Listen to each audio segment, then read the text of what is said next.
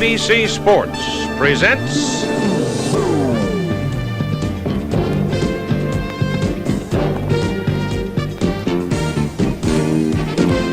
the 7th week of the USFL.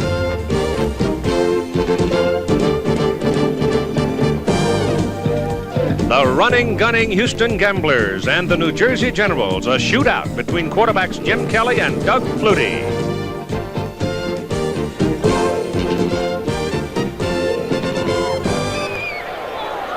And a very happy Easter to all of you as you see the skyline of New York City.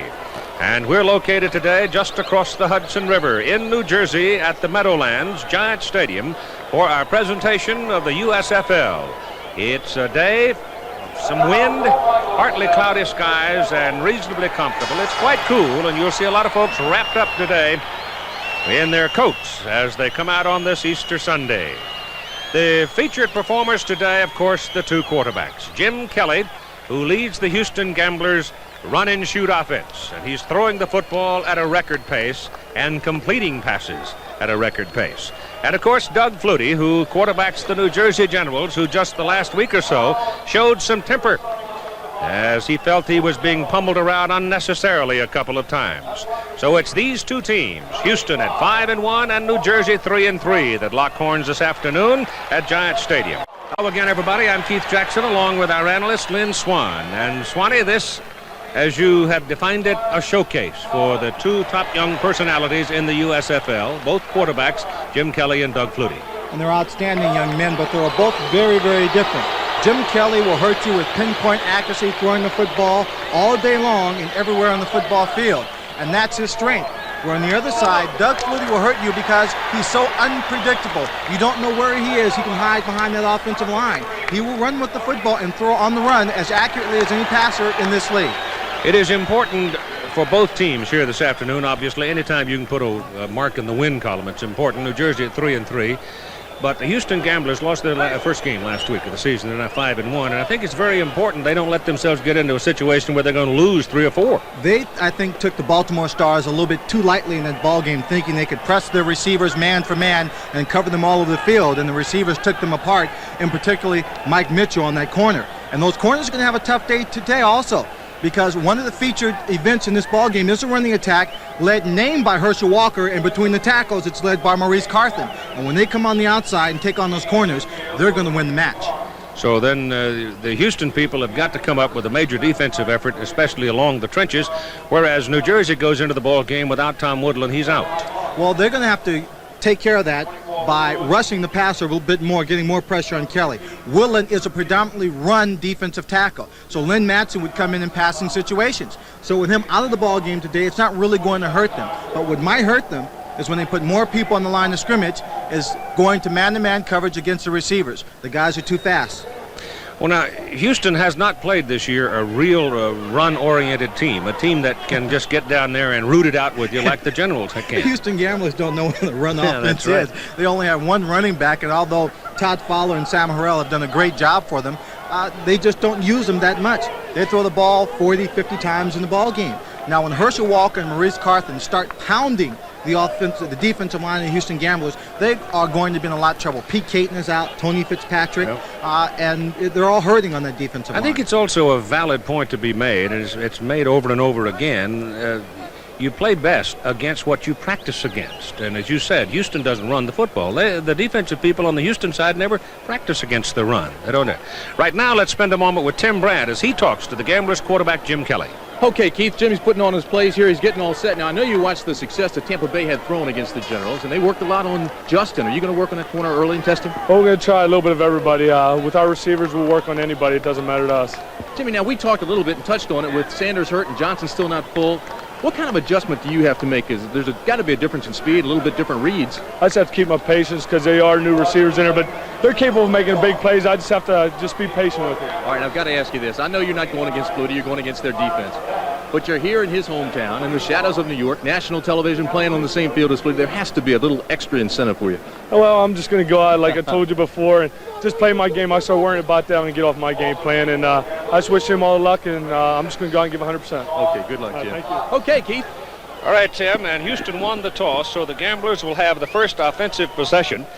And they do get Richard Johnson back today. He is a slot back and one of the primary targets for Jim Kelly. He will not start the ball game. He is coming off injury, but says he is fit and ready to go. So the Generals now, Roger Ruzek will tee it up and kick it off. And the deep man, a very dangerous man for the Houston Gamblers because he is so quick and so fast, is Clarence Verdun. He is out of southwest Louisiana. Back there with him are Calvin Eason and Sean Potts. Eason being the slower of the three. That man right there is the one they want to get the football. He broke a big one, 94 yards, in one of the games we saw earlier down at Tampa against the Tampa Bay Bandits. Verdun averaging just a tick under 30 yards per kick return. And the ball is hooked away from him and kicked out of bounds. So they'll bring it back and they will move it back to the 30-yard line now. They kicked it in the direction of Sean Potts. So apparently Ruzek had been told, don't kick the ball to Verdun, give it to one of the guys on each side, and he tried to do that and was not successful with it. The wind is said to be blowing 8 to 15 miles an hour. It looks to me like it's blowing stronger than that here at Giant Stadium. And once it comes inside this big saucer, it swirls around, and it may affect all of the kickers today. Walt Michaels, the head man of the New Jersey Generals, and Jack Pardee, the boss man of the Houston Gamblers. Keith, last week, David Trout was also trying to kick the ball away from McNeil and Verdun in situations like this, and he kicked it from side to side. Then they began switching Verdun and McNeil from side to side, trying to anticipate just where he was going to kick it to. And when he kicked it to the side, he ended up kicking to the man he wanted to kick away from. Well, they just switched now, too, because Verdun now has come to the near side. He's trying to hide back there and hope that Ruzek hasn't seen him. That moves Sean Potts over into the middle. Potts is a wide receiver out of Bowling Green. So let's see whether or not Ruzek spotted it. He puts it in the air, and he goes right to Verdun at the 3-yard line. Pops out of there and almost broke it. He almost broke a big one, but trailing the play was Frank Mattias, and Frank brought him down. John Joyce was over there, but if he pops through that twosome of Joyce and Mattias, it would have been a foot race to the end zone. And now Jim Kelly comes out to crank up against the New Jersey Generals defense. Sam Harrell starts. Mark Baruch in there at a slot back. We expect Richard Johnson in the next series. Clarence Verdun, the other slot back, with McNeil and McGee, the wide people. McGee a little kimpy with a full hamstring. Taylor, Kerr, Khalil, Rosado, and Robinson, the big guys up front. And they move a lot of people around as they go set now for the first snap of the ball game, with Baruch going in motion, and Kelly hands it off to Harrell. So they run it on the first play of the game. It works for about 2 yards up to the 20. The defense for the New Jersey Generals, Mattias is in the middle for the injured Tom Woodland, with Byrne and Lockett outside. I expect we'll see Gilbert quite a bit today if he's healthy. Leopold, Joyce, Clemens, and Weddington are the linebackers. And the secondary will be Justin, Preston, Johnson, and Holmes, and probably Ken Johnson coming in as the nickelback, with Terry Daniels also. You may see 6 defensive backs out there some today for the New Jersey Generals. On 2nd down and 8, Kelly throws it. Little quick pop in there, and it was Verdun looking at McGee. Verdun was the up man, McGee was the deep man, and it was sort of an Alphonse Gaston, and nobody caught it. Well, he had 2 people right next to each other. There are actually 3 people in the vicinity, Scott McGee and Clarence Verdun, and they both turned to the inside. And there you see the congestion. So they're looking at 3rd down and 8 now, and Houston running about 34% this year on 3rd down conversion. Vince Corville is in the lineup. And again, you have a lot of movement. And we didn't see all this much movement last week by the Gamblers, and they run the clock down as Kelly drops and throws, and it is good. Caught up around the 34-yard line by Scott McGee, and he's got a first down for the Gamblers. Jerry Holmes was right there and had good coverage, but the pass was so well thrown that Jerry could not reach it. As we said in the opening of the show, one of his great talents in passing the ball is his pinpoint accuracy. Now, he's dropping back a lot more than he did last year. He stands in the pocket, fires it straight in there, and you see McGee doesn't have to go very far to get that ball. At the 34, it's first down for the Houston Gamblers. 5-1. The Generals 3-3. Both coming off losses. The Generals to Arizona and the Gamblers to Baltimore. And Kelly on a little short Route to the sidelines to Verdun. It's good for about 3 yards, and that's all. Coming across was John Preston, number 25, out of Central State in Oklahoma to bring him down. Now, Keith, he is a very physical football player. Now, when the New Jersey Generals played the Baltimore Stars, they missed his physical play through that entire ball game. He came back the next week to come in and make these kind of tackles. Now, this is what I think he will be trying to do. John Preston, number 25, all day long, trying to intimidate the smaller receivers for the Houston Gamblers. The 140-pounder, number 13, Gerald McNeil, is now in there. He is the real speedster, probably the fastest of the fast. Little shot out here is deflected and knocked down. The pass intended for Vince Corville, and it was slapped down at the line of scrimmage. So Kelly taking a two-step drop that time, trying to set up a real quick one-on-one against Kerry Justin, and the ball is knocked down. So again, they're looking at 3rd and long. Jim Byrne, number 74, was the man in the right defensive end who tipped that pass.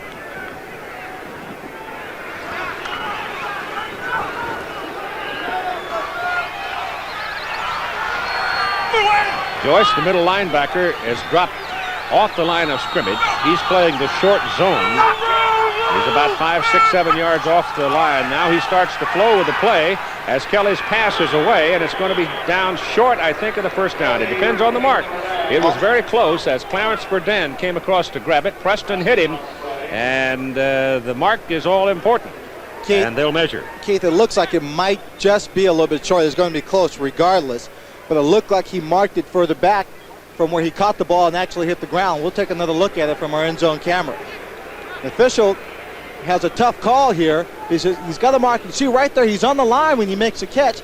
Then he slides and contact is made. He still picks up the first down. Just got it, didn't he? It would have been interesting to see what Jack Pardee might have decided to do on 4th down and a couple of inches there, but he doesn't have to make that hard decision as it is good for a first down, marked just short of the 45, and so the Gamblers now have picked up 2 first downs. Just getting underway on Easter Sunday. One thing I want to point out, number 74, Rick Kerr, is a left guard.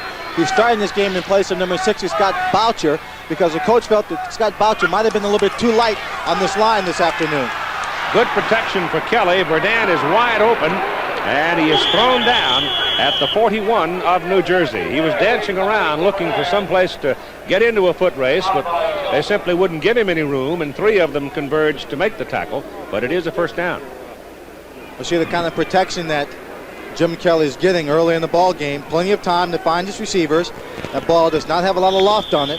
Gets it out there in a very short period of time. His receiver has a chance to make the catch to run. Now watch again the physical play of the secondary. You see Justin right there coming up, inadvertently grabbing the face mask, but he pulls his hand away. Richard Johnson is in the lineup. He's been out 3 weeks with injury, but he's in there right now, and he's tough. Down the middle he goes to him, and Johnson comes up with it, and he's got another first down for Houston just inside the 27 of New Jersey. He caught that one in front of the nickelback, Ken Johnson, playing the right corner. That normally plays the right corner, but circling in the middle that time with Johnson. To give you an idea of just how many passes are being thrown by Houston, after missing a number of games, Johnson is still the 2nd leading receiver in the Western Conference, coming into this ball game with 29 catches, that one number 30. He was a running back at Colorado, so he knows what to do with the ball once he gets it. He can make things happen. From the 27, first down Houston. Kelly throwing. Gets it away to the end zone. It is picked off. Intercepted by John Preston. And Preston, looking for some help, gets it back there and turns it big up the field and across the 25, 27-yard line. Keith, there is a penalty flag. But it's back around the line of scrimmage. Back around the line of scrimmage. They had double coverage that time on the intended receiver, Clarence Verdun, and Verdun really had no shot at that ball. Penalty flag on the play.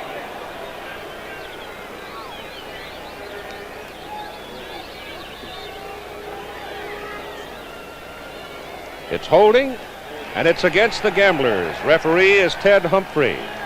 The umpire is Ed Manning, the head linesman Jeff Bergman, the line judge Tony Viteri, back judge Chet DiStefano, the side judge Ted Colano, and Mike Looney is the field judge. We'll take a look here at the isolation play. He's got Preston, number 25, underneath, who makes the interception, but you see Preston has help from another defensive back coming across the top. Where Kelly made his mistake was he tried to just touch that ball right in between tight coverage, and Preston, being a good athlete, timed it and went up as well as a receiver to make the catch.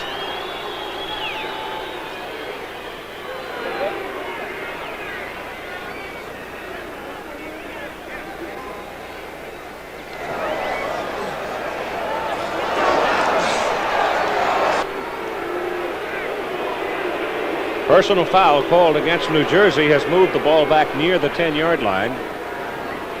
So you had two flags. Apparently one of them out of bounds over there. Hold 65. Declined by rule. Personal foul. Unnecessary roughness. 47. First down. John Joyce getting into the spirit of things here early in the game. And when you're sending small receivers down into the middle like Houston does, the obvious is to get physical, and New Jersey is trying to do it. But that personal foul moves them from around the 27 back down to about the 10-yard line, and there's the first snap of the ball game as New Jersey also goes into motion with Sam Bowers, the tight end, leaving Maurice Carthen, the lone remaining back, and that puts Herschel Walker up into a slot position as Flutie gives it, and Walker, carrying the ball, moves up just about the line of scrimmage, maybe a yard. One of the things that could be real troublesome for the Houston Gamblers today is when Walker does go up into that slot. It is Walker and Carthen, the setbacks, with Broughton moving up into a wide receiver position. He's very fast. Clarence Collins has been the prime receiver, and Sam Bowers, the tight end. The big guys are Mackey, Stroh, Hall, Harris, and Maggs. Now you got Walker. As they shift again, Bowers coming to the near side, and as they shift, they go back into the I formation. And Walker again. Slants it off tackle, goes for a first down. He may go all the way.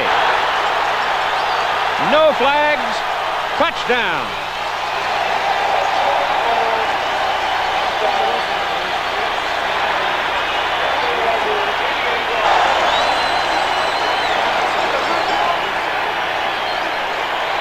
That sort of reminds you of the play that he made against Baltimore when New Jersey had one play in the entire third quarter.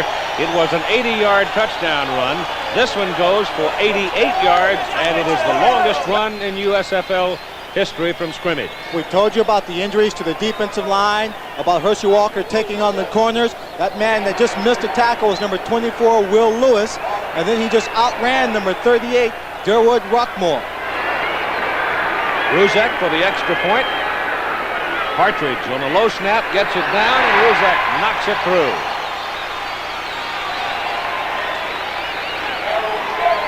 Walt Michaels is a coach who loves to run the football. Early parts of ball games over the last 3 weeks, he gives it to Herschel, finds out just what kind of mood Herschel Walker is in, whether he's going to take on people, or see what kind of game he's going to have. Right here, his second play from scrimmage, second time carrying the ball, Herschel Walker takes it all the way in for the touchdown. So you can look for Walt Michaels to continue running the football today. 9:39 to go in the first quarter. Generals 7-0. Well, it was billed as a showcase for Flutie and Kelly, but Herschel Walker, also a Heisman Trophy winner from Georgia, takes center stage off that 88-yard burst.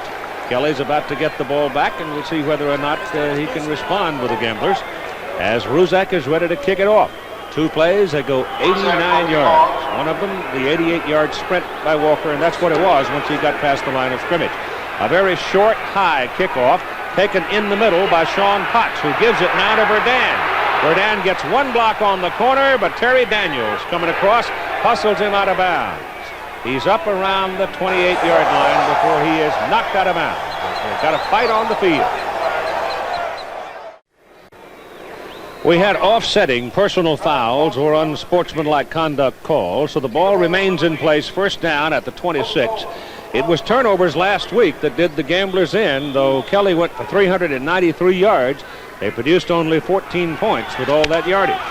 So he's already had a turnover today on the interception by Preston. Todd Fowler now steps in as the running back. Richard Johnson goes in motion. And Kelly gives it to Todd Fowler. And Fowler is from the 26 to the 30 for about 4 yards on the carry.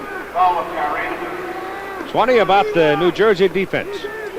Well, the New Jersey defense, with all the people, they're still playing They're playing early with 6 defensive backs. They're planning on trying to come up, as we said earlier, be very physical with those receivers. You see the 4 down linemen on the line of scrimmage. Normally they play with 3. They have not been effective yet at putting pressure on Jim Kelly. Second down and 6 from the 30. Little swing out here to Johnson. Johnson tiptoes past the marker and will have a first down just beyond the 36. Now Herschel Walker with Tim Branch. Herschel's gotten his breath back after that long run. Once you hit the corner, did you know you were going? Well, I realized when I got outside, I figured that I had a good chance at it. I saw the strong safety had an angle on me, and I knew I could beat him outside. Their defensive line's banged up. Are you going to try to test those corners a lot? Well, not really test the corners. I think we're just going to go right at them. We're going to try to earn their respect, and run the ball on them, and then we can pass it. All right, Herschel. Keith? Well, he's still got that speed, doesn't he? Once he got out there, it was long gone. They had the measurement, and chains being run out as Kelly checks the list of plays on his. He's got one on the left wrist and one on the right wrist, so he's got a lot of options, I guess, but he double checks it that way, and the plays are signaled in from the sideline. I'll tell you a little bit more about how they do that, Keith, when we get a moment. It is a first down just beyond the 36 of Houston. New Jersey leading 7-0. Still no pressure on Kelly. He waits a long time, hits Johnson with it, and once again Richard Johnson makes a good catch. The ball was thrown behind him just a little bit. Ball's out in front. Might have been a different story there. That's true. Now, Jack Pardee and his coaches will signal the plays in from the sideline, Keith, and he can pick them up very easily. But in order so that their signals aren't picked up by the defending team, so that they don't find out what those signals are, sometimes he will just signal a number. Then Kelly will look at the corresponding number on the wristbands and call that particular play. He's 7 out of 10, 65 yards, and the interception so far in the ball game. On second down and 4, gives the ball to Fowler, and Fowler will have nothing more than a yard as he was really walloped by Bobby Leopold, the right outside linebacker. Linebackers getting into the physical action of this ball game, jumping on Fowler right away. Fowler has a future contract signed with the Dallas Cowboys. We understand the Los Angeles Raiders have been talking to Bobby Hebert of the Oakland Invaders, and Oakland last night was upset at Portland. Upset rather roundly, as a matter of fact, 30-17. It is third down and still close to 4 yards. Kelly's pass down the middle. Johnson's got it. And realizing that he was going to get hammered if he turned it upfield, and just coming off the injury list anyhow, he steps out of bounds near the 42 and has a first down on the New Jersey side of the field. Well, that time they had the linebackers coming in, applying a little bit more pressure on the blitz, and it was man-to-man coverage downfield. But it's very accurate pass here by Kelly. You see Preston trying to go in front, knock the ball down. He took more of a chance than I think necessary, and Johnson running out of bounds to protect himself. I think we'll see more of the receivers, Keith, giving up a yard or two to protect himself in this ball game. Ball is just short of the 41 on the New Jersey side. First down. Kelly, a little jumper out here to McGee, gets some help from the pulling lineman, and McGee gets 9 yards on the carry before he is brought down by John Joyce. That was Dan Rosado, number 65, the right guard that had pulled out there. Looked like one of the players from New Jersey, a linebacker, may have shot through. Rosado was not able to pick him up. He was still out of the play, and Rosado was trying to lead up on the smaller cornerback. Tuck on your socks, Joyce. Tuck on your socks. It's got to be a lot of fun, though, for those small wide receivers to realize that they've got a big horse coming out of the trenches to help them downfield. And just the opposite feeling for a cornerback who has to take them off. That's right. Second down and 1.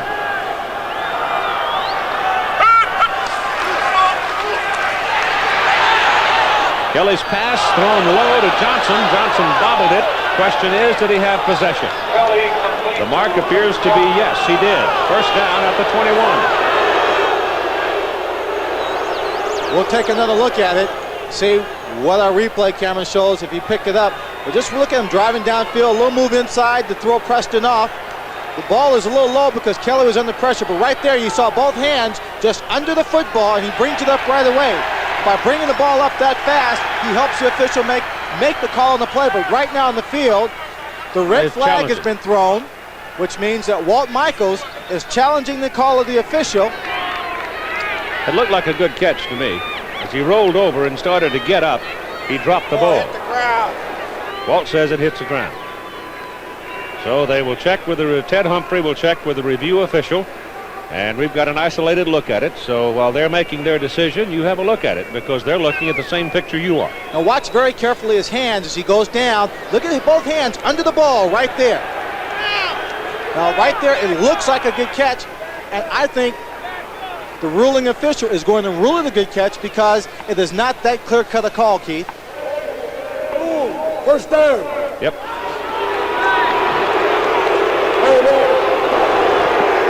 Well, the crowd boos. They're not happy with the call. Neither is Walt Michaels.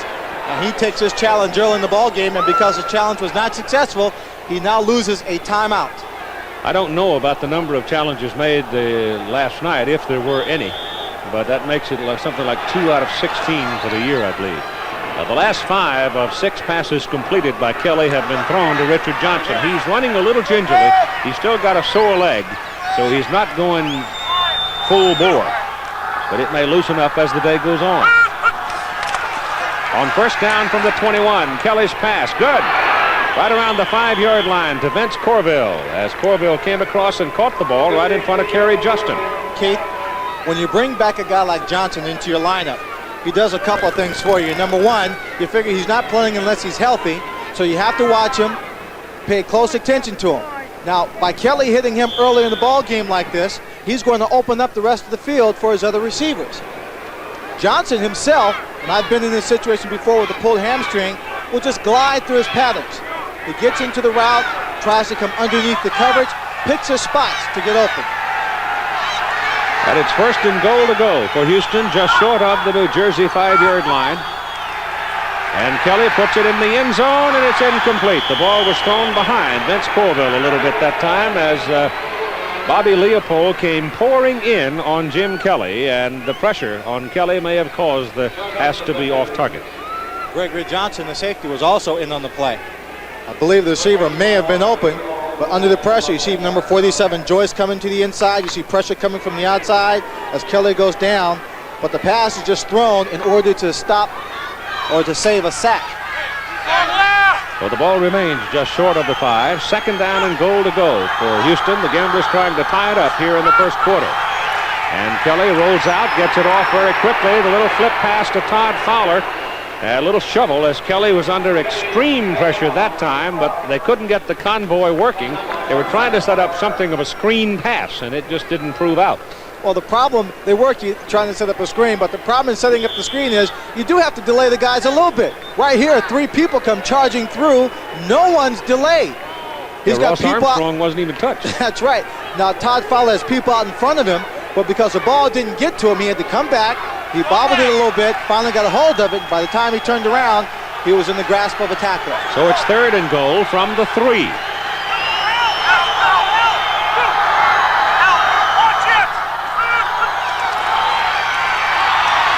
There it is, touchdown, Clarence Verdun.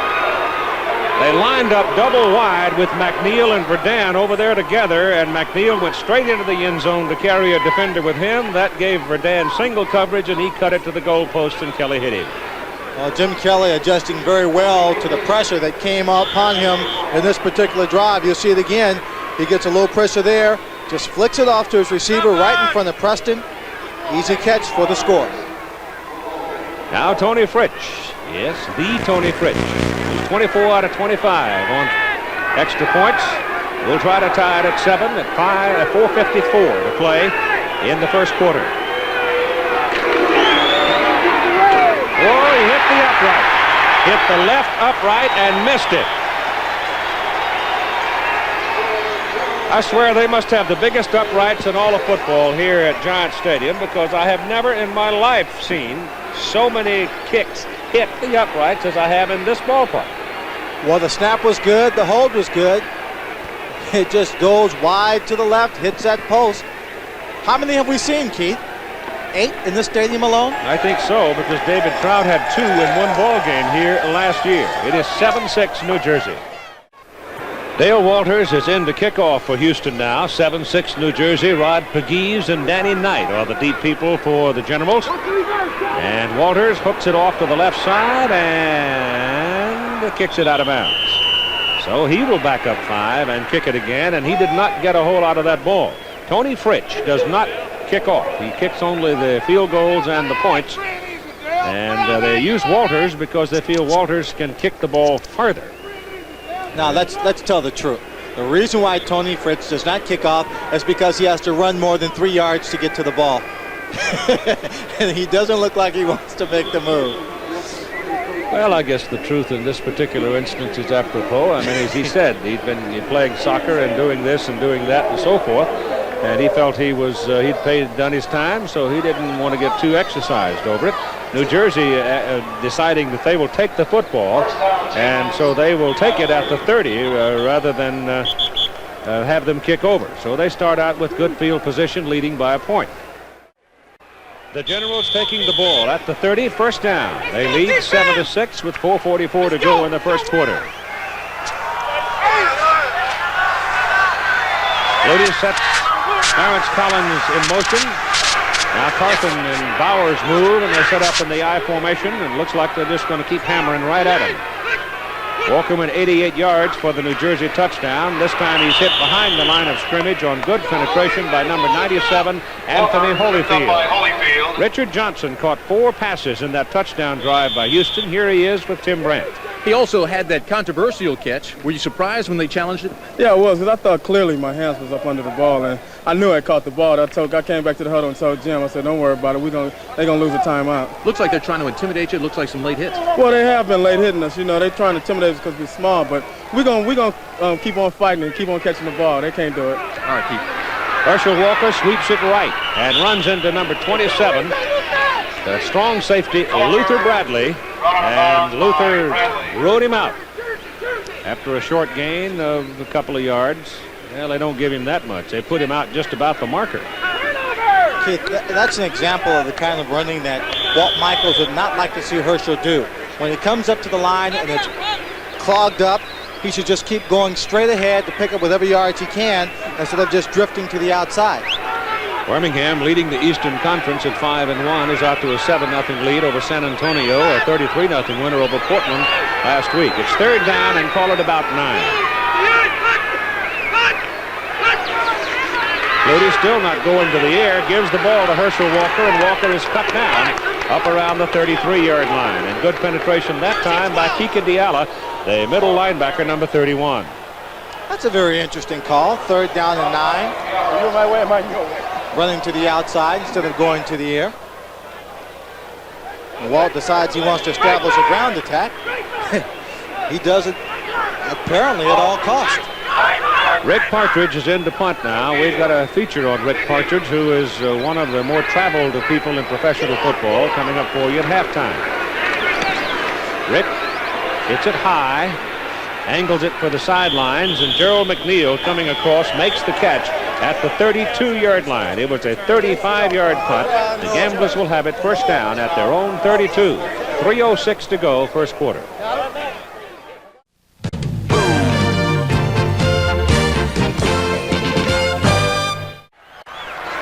All right, here come the Gamblers now on first down from the 32 with Sam Harrell lined up in the backfield, and Kelly, a little quick pop to Johnson.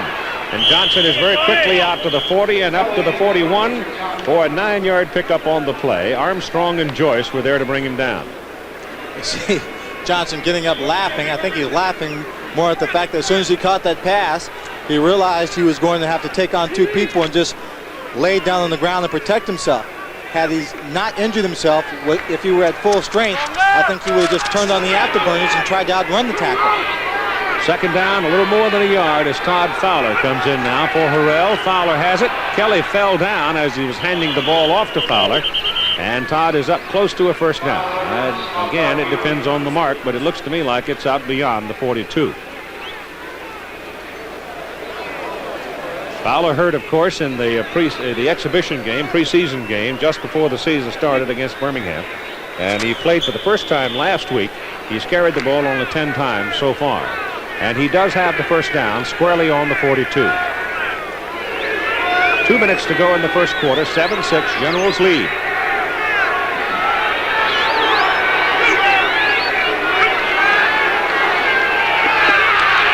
Kelly steps away from the pressure, tries to turn it upfield, but looping in is Emmanuel Weaver out of South Carolina, 6'4", 280. And Weaver getting some playing time with the injury to Tom Woodland at the nose guard spot, and he just slid right on in there and got his man. He did a real good job. You'll see the outside pressure coming up facing Kelly. He ducks inside of it. That's Lockett on the outside, number 96, forcing him inside. But Weaver just scrapes across the line of scrimmage to make the tackle. The offensive people on the New Jersey side talking. Chris Palmer, the quarterback coach there. Got 6 defensive backs in the ball game now for New Jersey as Kelly gives the ball to Fowler.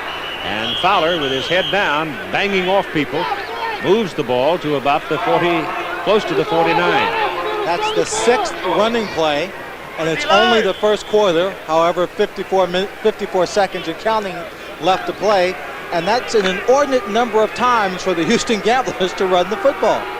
You know, and look at, of course, you look at it compared to the passing plays, and passing still dominant in their ball game, their game plan. But yet, running the ball 6 times in the first quarter is high for this team. 3rd down and 4.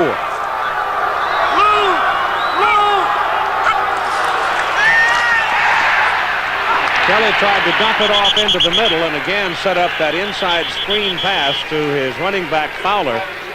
But New Jersey had jumbled things up sufficiently and he had no chance to get to it, and he had to get rid of it because Jim Byrne was all over him. And now Dale Walters is in to punt on 4th and 4.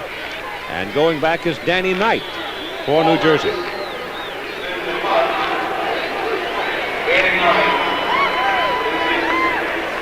Walters just over 40 yards per kick.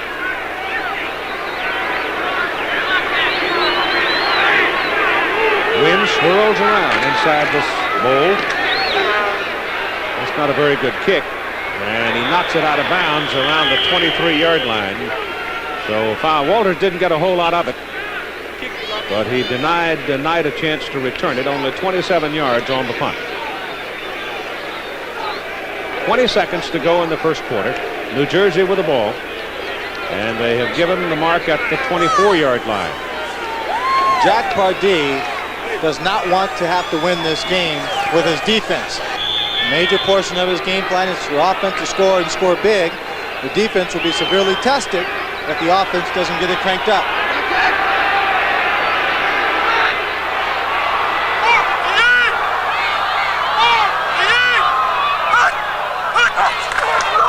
Walker and Herschel stacks in the middle and gets a couple of 3 yards out of it.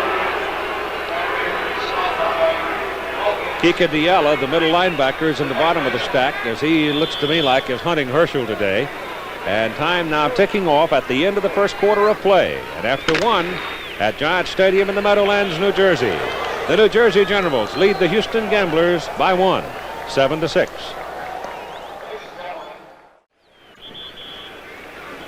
Well, every New Jersey play so far in the ball game has been a run by Herschel Walker. 6 plays, 96 yards, 88-yard touchdown run in that 6 carries. It is now 2nd down and 7. The ball is at the 28 of the Generals. They lead 7-6. And Walker's got it again. And he's a couple of yards short of the first down. Take a look at the stats. You'll notice time of possession at the bottom right away. Houston is normally not the possession team. It's usually the kind of statistic you'd associate with the New Jersey Generals. You see there, no yards passing, no passes being thrown, passing dominating the statistics for the Houston Gamblers. And when you look at turnovers, that one turnover might as well put an equal sign to the 90, at least to 89 yards to the 96 of the New Jersey Generals, because it was 89 yards and 2 plays that the Generals scored after taking away a pass from Jim Kelly. 3rd down and 2.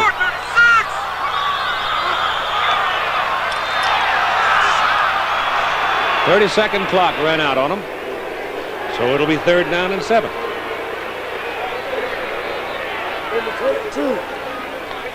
I think now we may see the first pass. Could be. I thought we'd see it while it go on 3rd and 8. 3rd and 8, but they didn't. The referee, Ted Humphrey, is so hoarse. He can barely talk.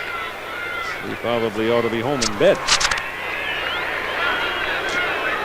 Blue spring cold. Like him, 3rd down and 7 now. Ball comes back near the 28.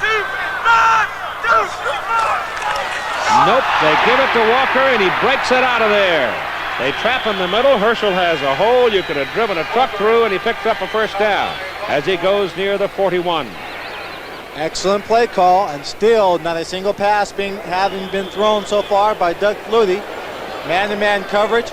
They have run the quick draw up the middle. That's 8 carries now for Herschel Walker, and get this, 111 yards.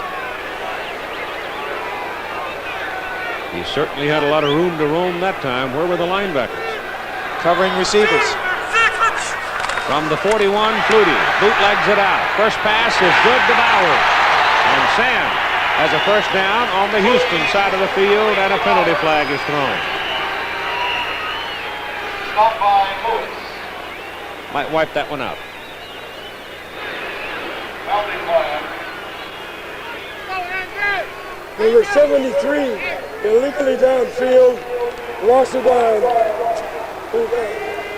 That gets a grumble out of Walt, and I don't blame him, because they had a big play. They had a 1st down on the Houston side of the field, and it's wiped out. Doug Mackey, the left tackle from Ohio State. I believe, Keith, that may be the first time, at least in the games we've covered, and we've covered 5 in the last 7 weeks, that an offensive lineman has been called for being an illegal receiver downfield, and it's unusual because the amount of scrambling that Doug Flutie has done. The ball comes back to the 31. They've got to go to the Houston 49 to get the 1st down. The Generals have been flagged 4 times for a total of 35 yards.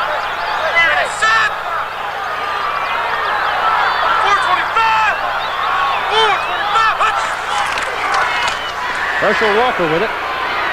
And Walker runs over Mackey just as Doug was starting to get up from the initial block. And it takes Walker's legs from under him, and so it'll bring up 4th down and very long, and obviously a punting circumstance. Keith, when you think about instinctive runners, when you think about people who just don't think about where they're going, they come up and they feel it, you're talking about guys like Joe Cribbs and Kelvin Bryant. That time, if Herschel Walker run more instinctively, he would have bounced quickly to his right and had more running room. They need the big play here, otherwise they're forced into a situation that could give Houston field position, and it's Flutie diving for the marker. And Flutie takes it upfield for a 1st down at the Houston 45-yard line. Will Lewis was one of those, along with Andy Hawkins, that had a shot at him, and they missed him. Now take a look at this. He can't find his receiver. He takes off to run. He's going to see the marker and then give number 59, Andy Hawkins, a little move to the outside, or Will Lewis a move to the outside, and then cut inside to pick up the necessary 2 yards for the 1st down. So Flutie does it himself on 3rd and very long, just when everybody was thinking that Houston might get the ball back. They go back to Herschel Walker, and it's Carthen, Maurice Carthen, getting his 1st carry. And Carthen finding some room to run, so the New Jersey game plan to run straight at Houston looks to me to be a very sound game plan. Well, Herschel Walker said he wanted to gain respect. I think more they just want to inflict some punishment on that defensive line. The Houston Gamblers have come into this ball game with an injury-riddled defensive line, and today they only have 5 defensive linemen, 1 backup for all 4 of those men who are down there playing right now. Carthen got 8 yards, 2nd down and 2, and Flutie rolls out. He had Broughton open, but now the pressure, and he throws it away, throwing it out of bounds. Kika Diala came in and knocked Flutie down, but well after the ball was gone, but no flag on the play. Kiki really didn't lay one on him. He just sort of fell down with him to take away the shot. He had Broughton early as Broughton was running a deep corner route, and Doug just simply couldn't set himself to throw the ball that far.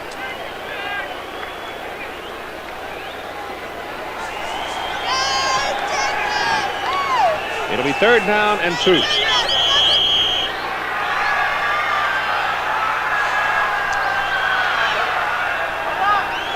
Keith, I think they'll run the football. Something thrown out on the field, some object. It's like a ball of some kind. A tennis ball. Yeah. Look, I could use one of those. I've used several of those where I play tennis. Let's go. Tennis ball was a test. Let's go, man. Pick it up.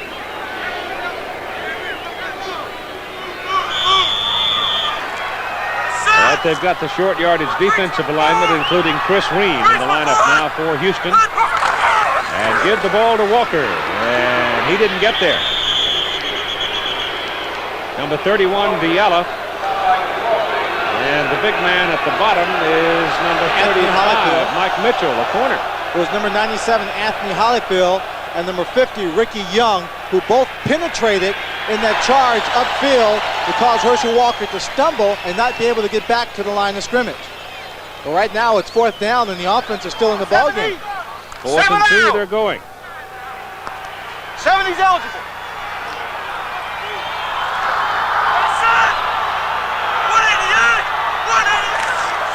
Flutie trips a little bit coming off the snap, but Doug's got the first down as he dives inside the 35 to the 34. The only receiver he had on that play was his tight end, 81, Jeff Speck, who would come around from the top, from the far left in that formation on the crossing pattern. But I think Doug had run all the way on his mind, all the way on this particular play. You see him looking upfield, seeing a little hole, and the little munchkin from Boston squeezes through. It was interesting that John Jewell, number 70, a tackle, had lined with that alignment. They had declared him as an eligible receiver, and he was an eligible receiver on that play, a tackle eligible, if you will. First down from the 34. It's Walker again. And Herschel gets down around the 30 for a 4-yard pickup before Viala and Hawkins bring him down. 10 minutes to go in the first half, and a 7-6 ball game. New Jersey leading and driving right now. This is one of those games, Keith, when the coach says keep your head on the swivel so you can always look around and see where people are and where people are coming from. You better have it on that swivel this afternoon, because there are people on both sides who are just looking for a body, standing around, doing nothing to put them on the ground. 238! Hey, come on, 238! Flutie still got it. Wants to go deep. Has a man short. Collins makes the catch at the 9. 1st and goal, New Jersey at the Houston 9. Well, the New Jersey Generals offensive front gave Flutie all day that time. He just rolled out and waited, and you saw that little sidearm flick. And watch it when he throws this pass. He doesn't come over the head, classic quarterback style. He just kind of flicks on the side right there, falling away from it. Collins is wide open, but he was pinned up on the sideline. Sure, he would rather have been able to stop, cut back to the inside, give it a little bit more of an effort for the touchdown.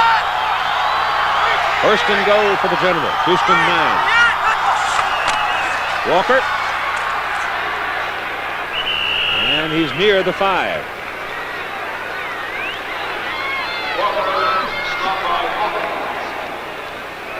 Well, we said last week, again, the Baltimore win over Houston, the best way to beat them is get some points on the board and keep the ball doing it. Keep that Houston offense on the bench. And New Jersey's doing it here in the second quarter. Overcoming a 10-yard penalty as well. That's after Herschel shocked him with his second carry of the game. From the 6, it's Carthen. And Maurice is to about the 3 before he is dragged back.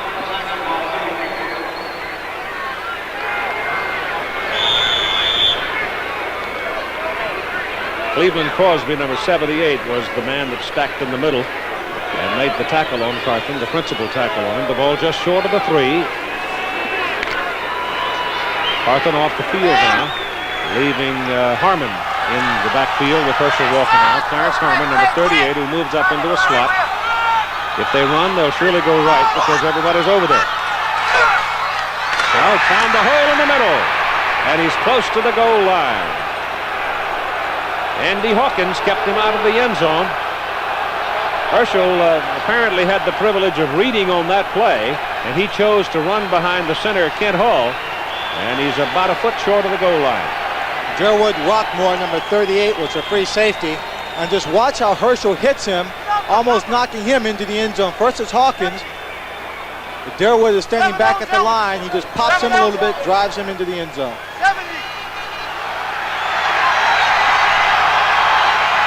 4th down. Walker, touchdown. Herschel Walker behind Stroth, Mackey, and Hull goes the left side and gets the touchdown. At 7:38 to go in the first half.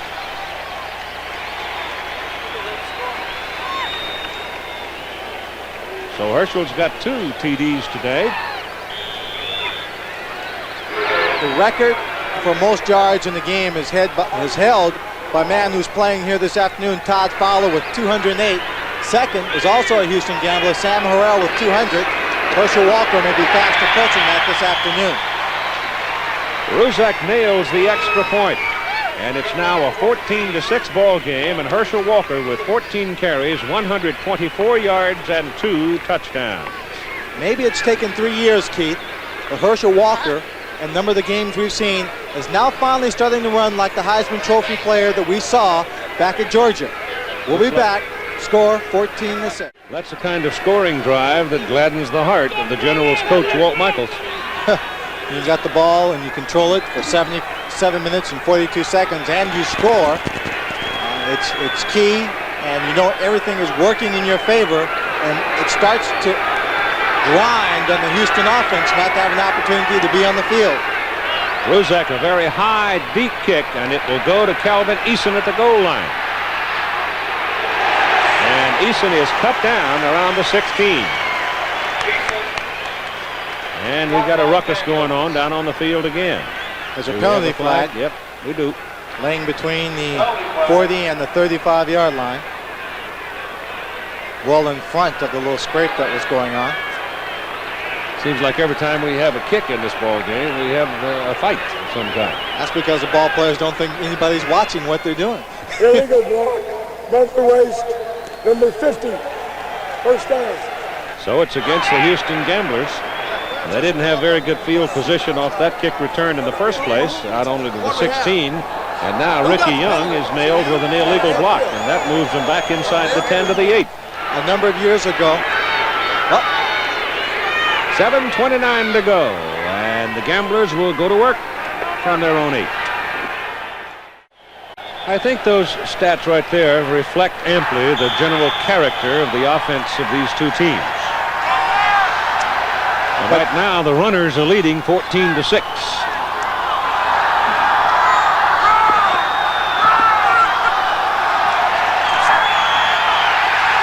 Kelly ducks away from the pressure, going to run it. John Joyce is waiting on him, but Kelly gets out of bounds.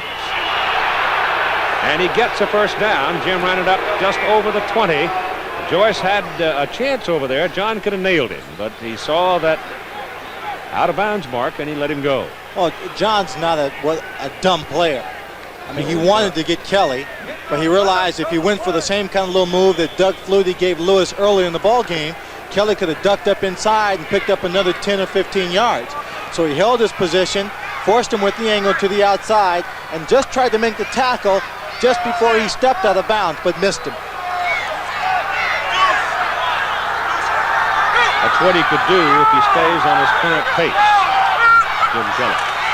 On the first down snap, sets up the throw, goes short to Richard Johnson, trying to cut back, loses his footing, and then by that time Bobby Leopold had him. He's short of his first down. He picked up about 5 yards or so up near the 26. That little quick move was a sign of more confidence on his part as far as his leg is concerned.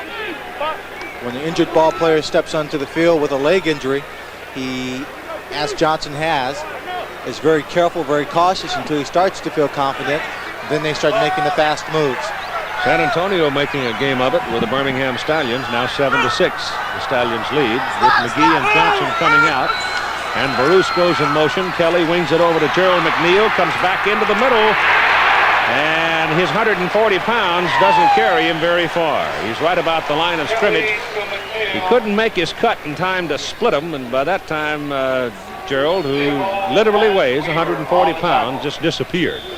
Well, you You give him a little star for having the courage to go inside like that. That little screen play is set up to have blocking come from the inside out so that you should step inside to pick up that block and then cut up field. But the New Jersey Generals strung out the young man from Baylor where he couldn't cut up field. He did get 2, so it'll be 3rd down and about 3. Ball at the 28 of Houston.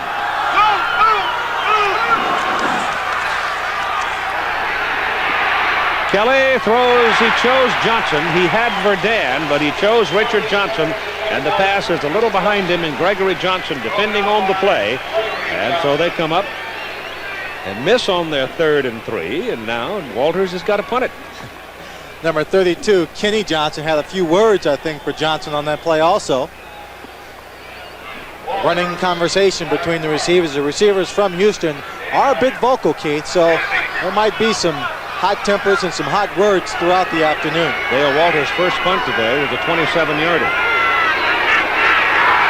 Blocked! Number 27 comes flying in to block it. Gregory Johnson. It goes to the end zone. It's touchdown, New Jersey. Maurice Clemens, number 59, a linebacker.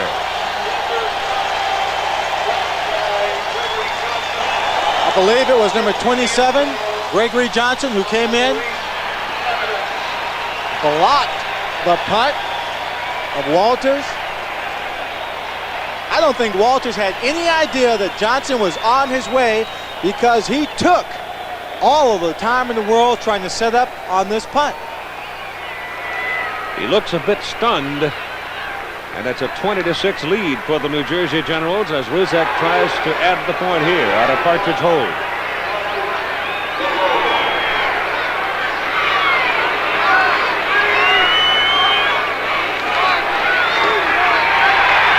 It's good. Watch number 27 now. Gregory Johnson just come flying through there. He'll come from the left of your screen, right through the middle. They created a gap by sending people upfield. Johnson just came up through the middle, blocked it. And the ball is knocked in the end zone with number 59, Maurice Clemens. The left inside linebacker is there to fall on it for the touchdown. But take a look at Walters. He doesn't sense the pressure. He gets the ball, taking 3 steps to make this punt, and it's way too late. A very clean block. Then he takes a hit from number 75, Frank Mathias. So, the Gamblers, having lost last week, trailing here 21-6. Well, as we mentioned at the very outset of the telecast today, you want to be careful if you can possibly manage to get all the adrenaline going. Once you've suffered your first loss, look out, because it's pretty dadgum easy with the balance of the league now to lose 2 or 3. And especially having so many people hurt, and you can justify not playing at your best because you've got key personnel out. It's easy to get down and stay down. High hanging kickoff for Dan at the 10. Oh, he's dangerous, isn't he?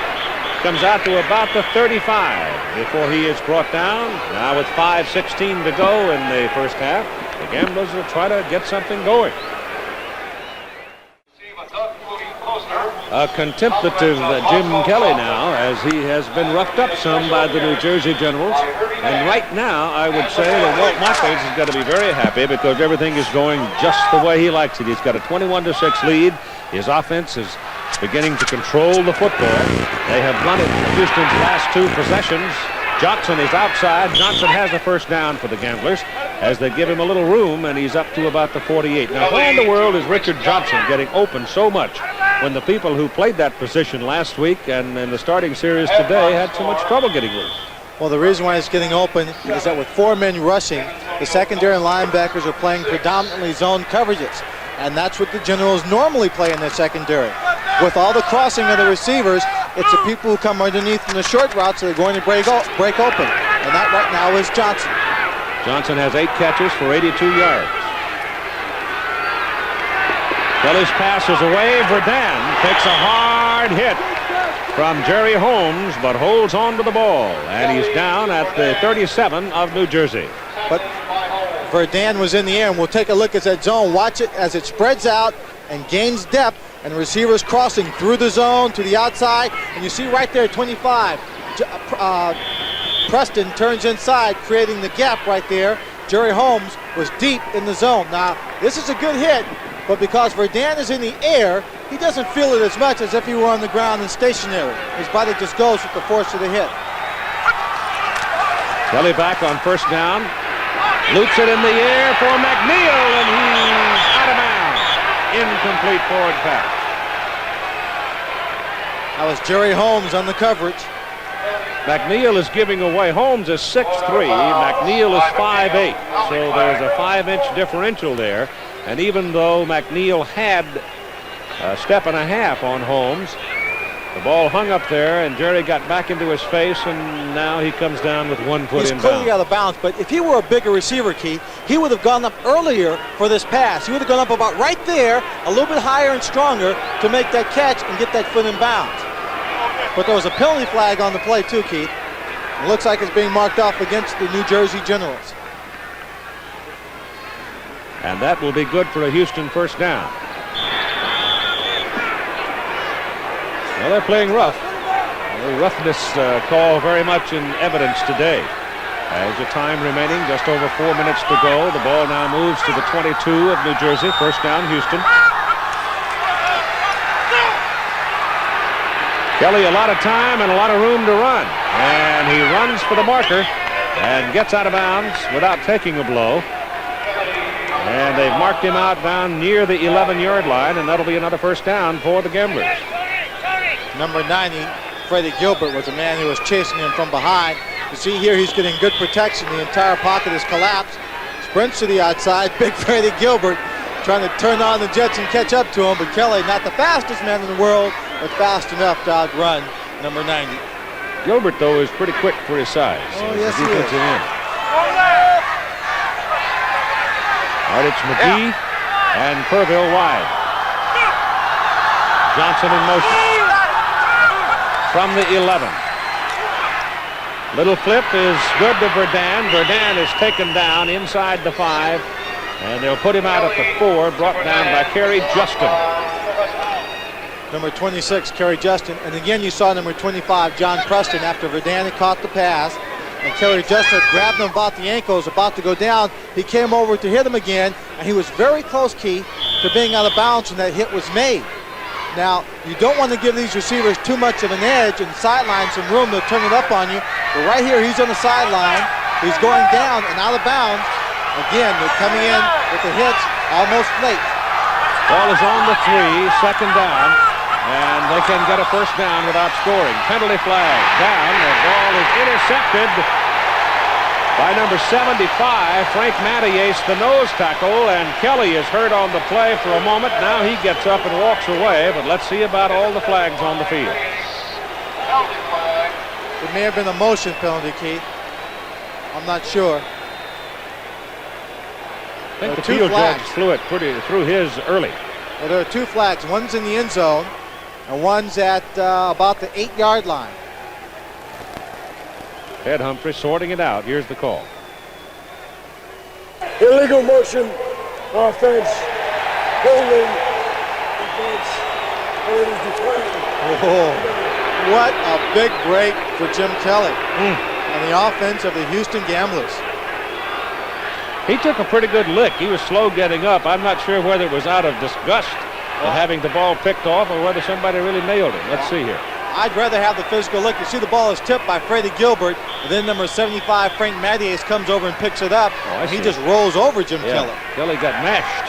I'd take the hit before I'd want to take another interception at this point in the ball game. So it's second down from the 3 again, as the Gamblers get a break. Kelly shoots it, and it is incomplete, thrown low in the end zone, and Kelly took a vicious lick from Gilbert, and he's very slow getting up, and it looks like Kelly has re-injured the left knee.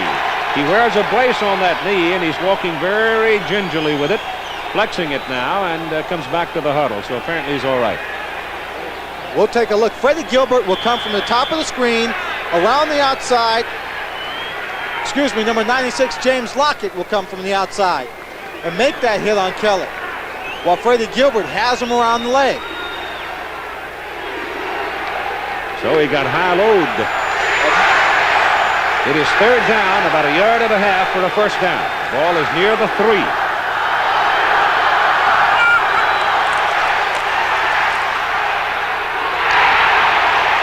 Pass is incomplete. McNeil is yelling that he was interfered with, but no flag, and it brings up fourth down and brings in Tony Fritsch. And so the New Jersey defense now has got to take some heart with it, as they have held the Houston Gamblers down inside the 20-yard line.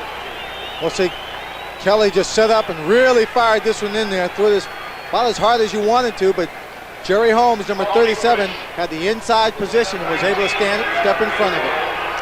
So Tony Fritsch is in now for a 19-yard field goal try. Jack Pardee wants something out of this possession. 3:16 to go in the first half. Fritsch missed an extra point earlier, but he hits the field goal in the middle. And so with 3:12 to go in the first half, it is now New Jersey 21 and the Houston Gamblers 9. So Tony has somewhat redeemed himself after missing that extra point. But I think it's, as I said, heartening for the New Jersey Generals defensive unit, because they hung in there and they made them settle for a field goal instead of the touchdown.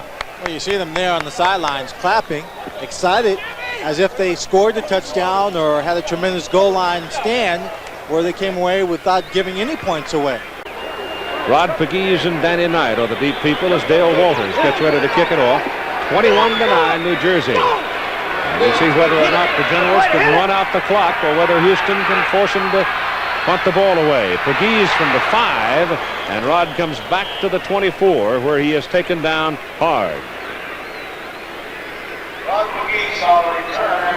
So now let's see if Walt Michaels and company decides to change gears a little bit now. It's been pretty much the Herschel Walker show so far. I don't think he will, Keith. There's 3 minutes and 4 seconds to play in the second quarter. The running game has been outstanding for him. The more he pounds at the defensive line of the Houston Gambler, the more I think he feels he wears them down with only one backup for all 4 of the guys who are out there now.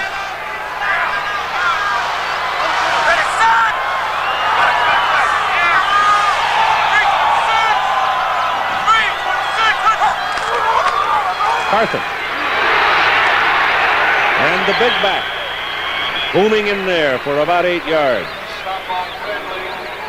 Frustrated Jim Kelly right now with Tim Brandt. Jim, the big question is, how's the knee? Oh, that's great. I just got a little hit on it, but it's all right. Seems like there's an awful lot of talking going on between the offense and the defense out there. That's them, not me. I'll tell you what, the offense line, it's always like that. I don't even worry about it. Giving you a lot of man. Any particular problems? No problems. We just got to get thing in the end zone, just like last week. We just have to capitalize on it. Okay, Jim. Keith. Second down and 1 as Carthen came up with 9. Walker has the first down as Herschel fights his way to the 38. Now 2 minutes to go in the first half.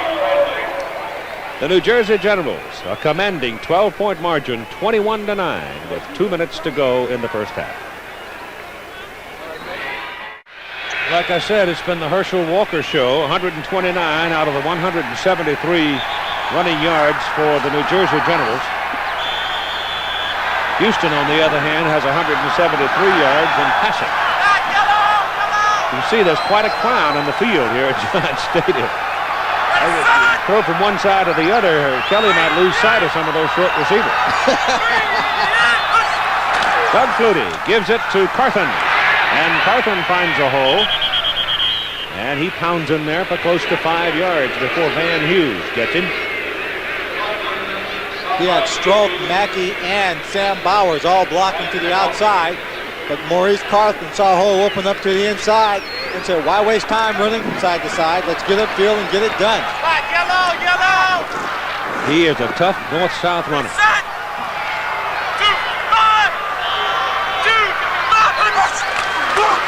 Herschel Walker this time. And he breaks tackles and picks up a first down. At the Houston 49, New Jersey with 2 timeouts remaining. They lost 1 on the challenge when they challenged a reception, and the reception was ruled good. It looked like a little billiard ball there, bouncing off from side to side off players. Well, that was Cleveland Crosby, the first one. He's 250 pounds. Now there's Michaels. You see the crowd in the field. That camera is on the ground on the far side. Cuts him off from the waist down. Carthen, a little delay up the middle. And he just keeps on rumbling close to the 40-yard line. So they'll need about 1.5 yards for another first down. And now New Jersey will call a timeout with 59 seconds to play in the first half, and they realize they're now getting close enough to get some points out of this. The 1-2 punch of Carthen and Herschel Walker is going to be devastating to this defensive line throughout the afternoon. Well, they come back very quickly, so I guess they indicated a timeout, but they didn't take it as Walker. Herschel booms in there again to the 31, and the clock stops now with 42 seconds to play in the first half as they pick up another first down. And now they call a timeout. Now they spin the timeout. So New Jersey with one timeout remaining and 42 seconds to work with. With the first down at the Houston 31, Doug Flutie has had a long conversation with Chris Palmer, his almost personal tutor in professional football. And with 42 seconds to go now, they may go to the pass here. If they can get 28 points in this first half, they'll be in pretty good shape. They send Walker wide. And they will put it up. Go short with it to Carthen out of the backfield, and Carthen's second effort, dragging a man with him, is close to the first down. Clock is still ticking along, coming down to 20 seconds. They come without a huddle. It's a yard short of his first down. And Flutie quickly to the air. Throws it away. Walter Broughton was over there, well covered by Will Lewis. And Flutie threw it into the crowd. And that stops the clock with 13 seconds. So they've got one timeout remaining. If they need it, Flutie quickly to the sidelines to get the play here. Now the 30-second clock starts to roll. 21-9. Here's a General Easter Bunny. Right now, what they want to find on the football field is not an egg, but a touchdown. They want to lay an egg. Flutie goes to the corner. Broughton got turned around. He stopped short, and Flutie pumped it and tried to send him to the end zone. And he got tangled up with Will Lewis and couldn't get there. Begs the official a bit, but gets no call, and that'll bring Ruzek into the lineup for the field goal try.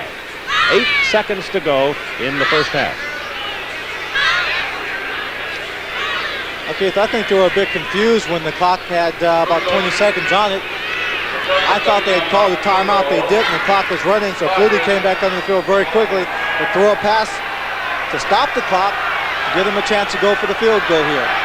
39-yard try. It will, if it is successful, be his longest of the year.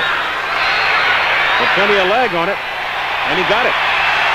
So a 39-yarder, his longest of the season, leaves 3 ticks on the clock and makes the score New Jersey 24 and Houston 9. Well, I would think that Walt Michaels and company have got to be satisfied with this, setting with a 24-9 lead and the way they've been able to control the ball. But true, Houston's explosive. No way. Just go back to the first game of the year when they were trailing by 3 touchdowns to the LA Express, and they came back. Of course, they had most of their people in the ball game and healthy. Doug Flutie does not want to sit on this lead because he knows his counterpart, Jim Kelly, is on the sideline just waiting for a chance to get back at the football and put the points on the scoreboard.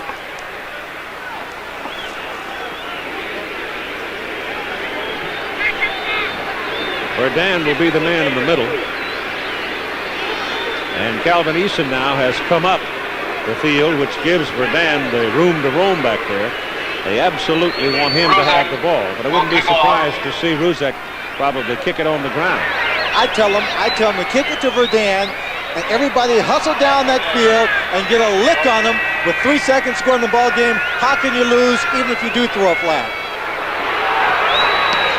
He kicks the low one, and it's finally picked up by Sean Potts. And Potts comes back across the 36, and the first half is over. So the New Jersey Generals grinding it out. making the running game work against Houston, leads 24-9. We'll be back with the halftime activities after this message and the word from our local station. Quick look at some of the highlights of the first half. In the main, a headbutt and grind them out thing for New Jersey that's put them in good position. It's kind of a football game that the big people want to take control of and the little people want to find a place to hide and save themselves. The first real big play of the game was a John Preston interception, and it followed one play after that by Herschel Walker as he turns the corner, goes 88 yards. Well, he took the ball straight up the middle. There was nothing there, and he bounced untouched to the outside where it became a foot race between him and the clock, really. The longest scrimmage scoring play in USFL history, 88 yards. So that made it 7-0, and then Houston comes right back as Kelly throws to Clarence Verdun, 4 yards, touchdown, but Tony Fritsch hits the upright and misses the extra point to make it 7-6 in the first quarter. In the second quarter, Herschel Walker again. A 1-yard run, a good drive by the New Jersey Generals, who just took control of this drive. It took 7 minutes and 42 seconds for them to march 75 yards in about 17 plays to establish their ball control and dominance in the first half. That made it 14-6. Then the block punt by Gregory Johnson as he comes flashing in, gets a clean block on Dale Walters there. The ball caroms away from the pursuers, eventually going into the end zone where Maurice Clemens covers it for the touchdown, and that made it 21-6. And then Tony Fritsch kicked the field goal to make it 21-9, and then the field goal by Ruzek makes it 24-9 halftime. Classic case, Keith, of the old versus the new, the run versus the pass, the radical versus the conservative, and the conservative guys are winning. Walt Michaels just possessing the football, using his two big running backs to establish the flow of the ball game, and then coming to Doug Flutie later on in the ball game with a few short passes. So that means that the Houston Gamblers, beat up as they are on defense, probably going to have to do some gambling on the defensive side of the ball now. They're going to have to, and I don't know how much they can afford to gamble. Again, they only have 5 defensive linemen in this ball game. On short yardage situations, they bring in an offensive tackle to fill in the gaps for their hurt defensive line. So they're in trouble. They lost last week, and if they don't shape up and get something rolling here, they're going to lose their second in a row. So we'll be back with the third quarter after this message and a word from our local station. Walters will kick off to start the second half. So Walt Michaels, New Jersey Generals, out in front 24-9 as we get ready to go to the second half of play. Houston kicking off to the Generals, and the pressure now is on the Houston defense to take the ball away from New Jersey. Don't let them sit on it for 6 or 7 minutes. Pegues comes up the middle with a kickoff return to about the 27-yard line. So the Generals will send out Doug Flutie and his cohorts on offense as we look at the halftime numbers. As we look at the halftime stats, they're fairly even in total yardage, and they've acquired them in the ways that we expected their teams to acquire them. The rushing yardage for the Generals and the passing yardage for the Houston Gamblers. And it's the Gamblers who have turned the ball over, made the one missed critical error that resulted in a touchdown for the New Jersey Generals as Herschel Walker took the second play from scrimmage for an 88-yard touchdown. And there is an injured New Jersey General player down on the field as a result of the kickoff, and that is Rod Pegues. He was twisted as he was hit. Somebody had his feet locked, legs locked, and then somebody else whacked him high, and they sort of spun him around as he went down hard, and he's hurt on the play. Again, recapping some of the scores, Orlando getting its first win of the year, beating Memphis, and Memphis has got to go on the road to Baltimore and play the Stars next week. But I was really startled at the 30-17 victory of Portland over Oakland last night. Let's have another look at the kickoff return, and you'll see the blow that is laid on Pegues. He trips there. Now he is twisting as he goes down, and a couple of people hit him. But he's up now, and he's going to walk off the field on his own. I think when he had his head lowered there a little bit, he took that shot in the back, kind of wrenched his neck a little bit. You see him there, twisting his head, adjusting his back. One of his teammates accusing him of getting a little TV time. A lot of sympathy over there. So from, let's call it the 28, just outside the 27, as Flutie now will take the snap from Kent Hall, and the Generals will start the work here in the second half. Go back to Herschel Walker. Walker splits it over the left side and comes out to the 31. That'll leave him out to the 37. That'll leave him a couple of yards short of his first down. He picked up a good low block from Sam Bowers to cut inside before he was brought down by Mike Hawkins. He's having quite a day. That was his 18th carry on the day. But at the end of the first half, he had 17 carries for 147 and 2 touchdowns. Now it's 155. Rolling up the yardage on the ground. This ball is put down at the 36, where it's second down. About a yard and a half. Walker again. Earning his money today. They pin him up on the side, and they'll throw him for a loss short of the 35-yard line. They're saying it was a fumble on the play. The coaches, players pointing. Number 68, Lloyd Lewis, is pointing towards the goal line, saying that the gamblers have recovered the fumble. I didn't even see it, Keith. And it just sort of disappeared in that crowd. Everybody was clutching and grabbing at it. That's Lewis coming out to say Houston's got it. But let's wait for the man with a striped shirt. I think they're still wrestling over it. Or at least one of them. At this point, I think I'd be afraid to say anything. The officials trying to pull players off. Tried to pull Andy Hawkins off. Andy Hawkins almost turned around and hit him back.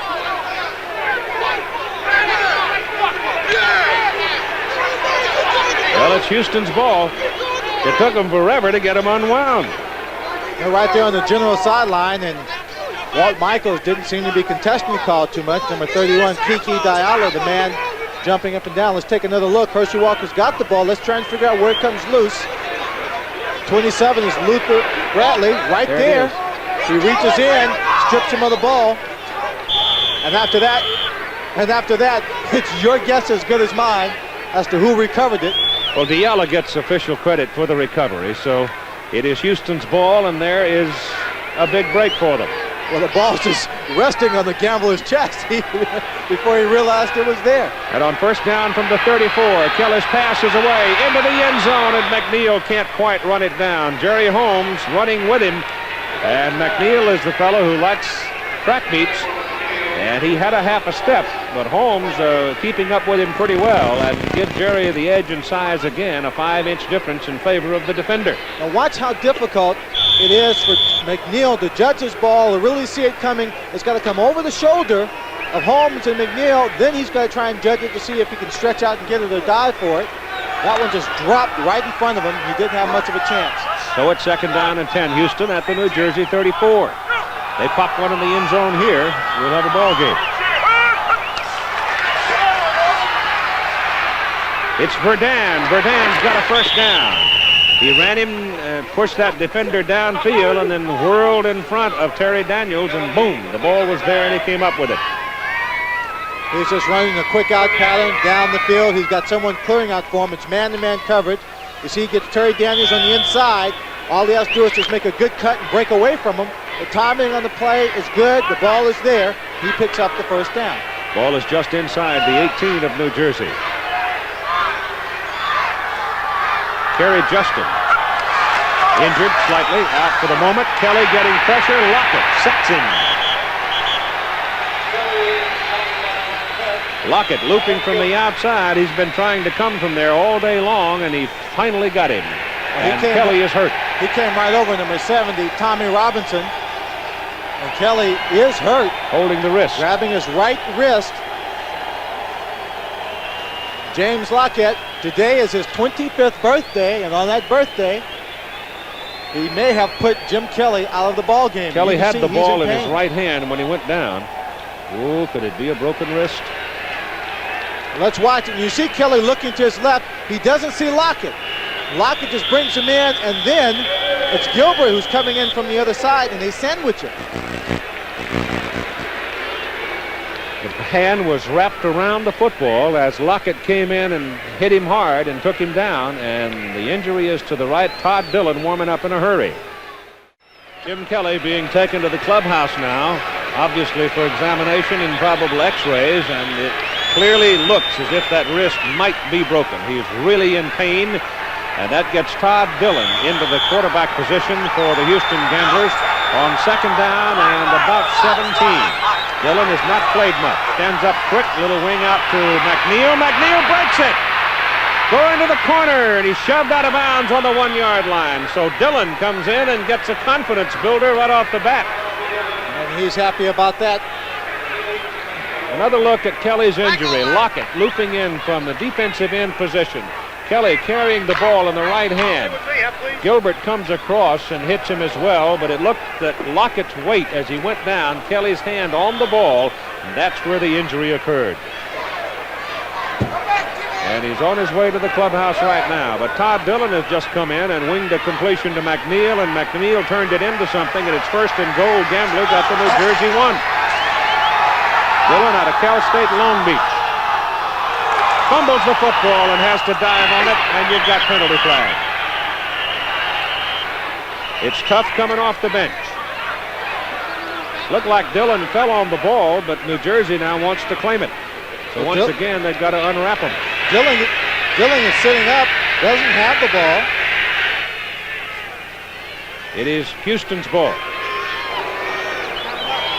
Oh, it's not his wrist. It's a dislocated finger, we're now told. That's not official. That's the first speculation. So at least it is not the wrist. But sometimes a finger injury can take just about as long to heal. My first year with the Pittsburgh Steelers, I was trying to catch a pass from Joe Gillum. Hit my finger, dislocated it, popped it right through the skin, Keith. And that happened in the middle of the football season. And it never really healed. It's still very large calcium deposits on the knuckles, and it doesn't straighten out. Now, for me as a receiver, it's not that big a problem. But for Jim Kelly, who's got to really grip that football and throw it, it could be a problem throughout the season. So Houston recovers it, gives it to Todd Fowler, and Dillon hands to Fowler. Fowler splits over the right side of the line behind Lozada and Khalil and sticks it in the end zone and scores his first touchdown of the season.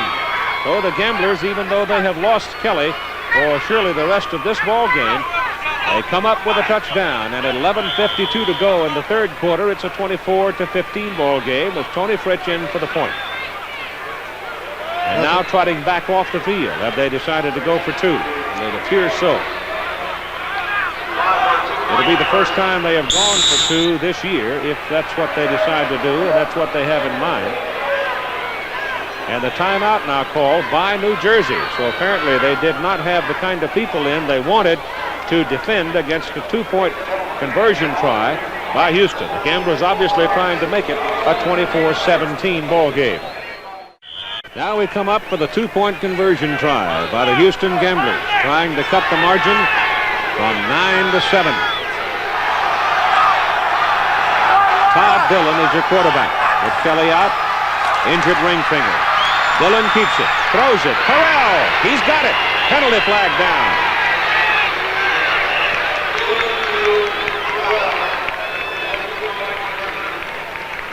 Let's see about the penalty.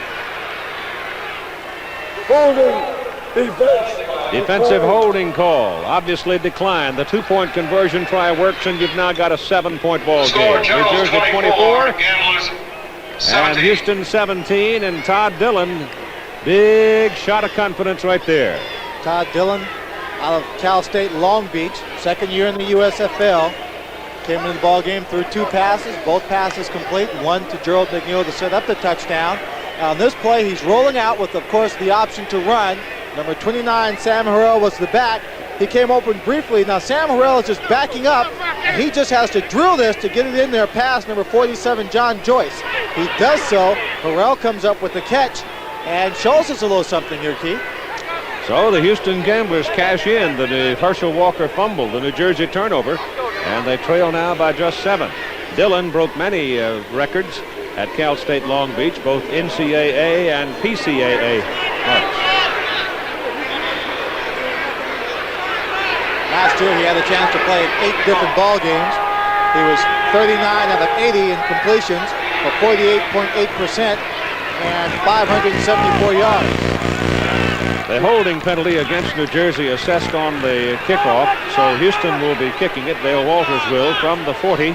And you've got Marcus Anderson back now, joining Danny Knight on the kickoff return team. And there's Todd Dillon now. He got high in a hurry. And they certainly need him, what with Kelly out. Keith, when I was down in Houston a couple of weeks ago and watched them practice, he does have a strong arm. I noticed him with confidence and ability to pick up the defensive players downfield and find his open receivers. Ball skitters away from Harmon for a moment and then is very quickly covered by the offensive guard, Wayne Harris. And they're going to put the ball at the 17. Here's a score in the fourth quarter, a bit of a surprise. San Antonio has gone ahead of Birmingham 15-14. There was a fumble and Putt Choate recovered for San Antonio in the end zone. Putt's second touchdown this season. So that's where they are right now. Now let's join Tim Brandt. Keith, I just came out of the locker room where they are working on Jim Kelly. They are taking him in now for x-rays. It is the ring finger on his right hand. He has dislocated it. When they brought him out, it was almost at a direct right angle. They tried to pop it back in. He was in a great deal of pain. They're x-raying it now to see if, in fact, the ring finger is broken. Okay, Tim, thank you. And it's first down, New Jersey, at their own 17. They lead by 7 points. Give it to Maurice Carthen. And Carthen keeps those legs churning, and he is a tough, big back-headed for the New York Giants. He comes out to about the 22-yard line before Rockamore and Bradley finally wrestle him down. Now, you got to be careful, Keith. We know how strong Maurice Carthen is. When he's taking on people and he's got someone who's got a good hold on them, he leaves himself exposed in the rib area for another guy coming in taking the shot. Second down at about 5 from the 22. Herschel Walker running behind Carthen, gets up to near the 24. Ball came out of there, but they're calling him down.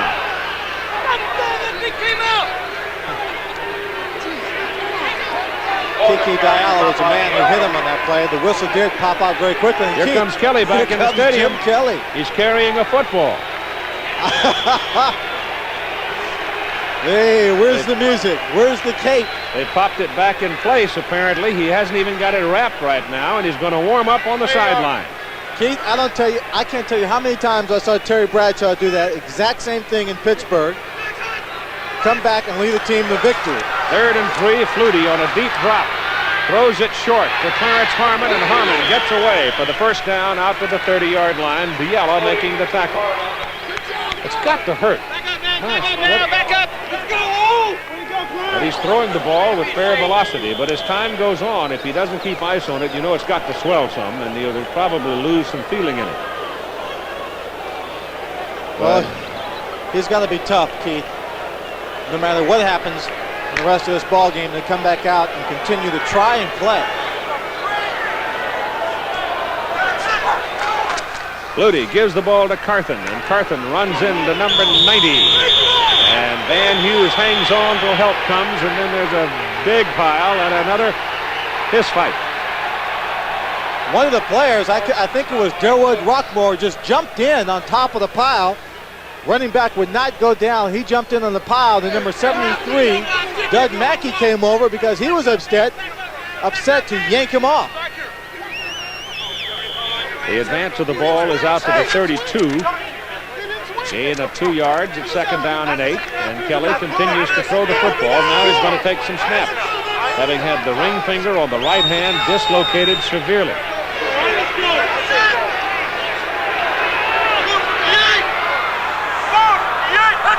On 2nd and 8, Flutie gives it to Walker.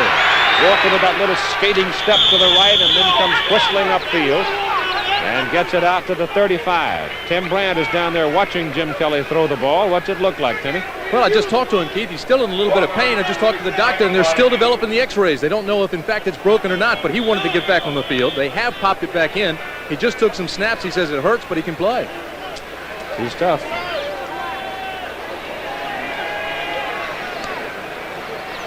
Ball is near the 37, where it's 3rd down and a long 3 for New Jersey. 24-17, New Jersey leading 3rd quarter, 8:10 to go.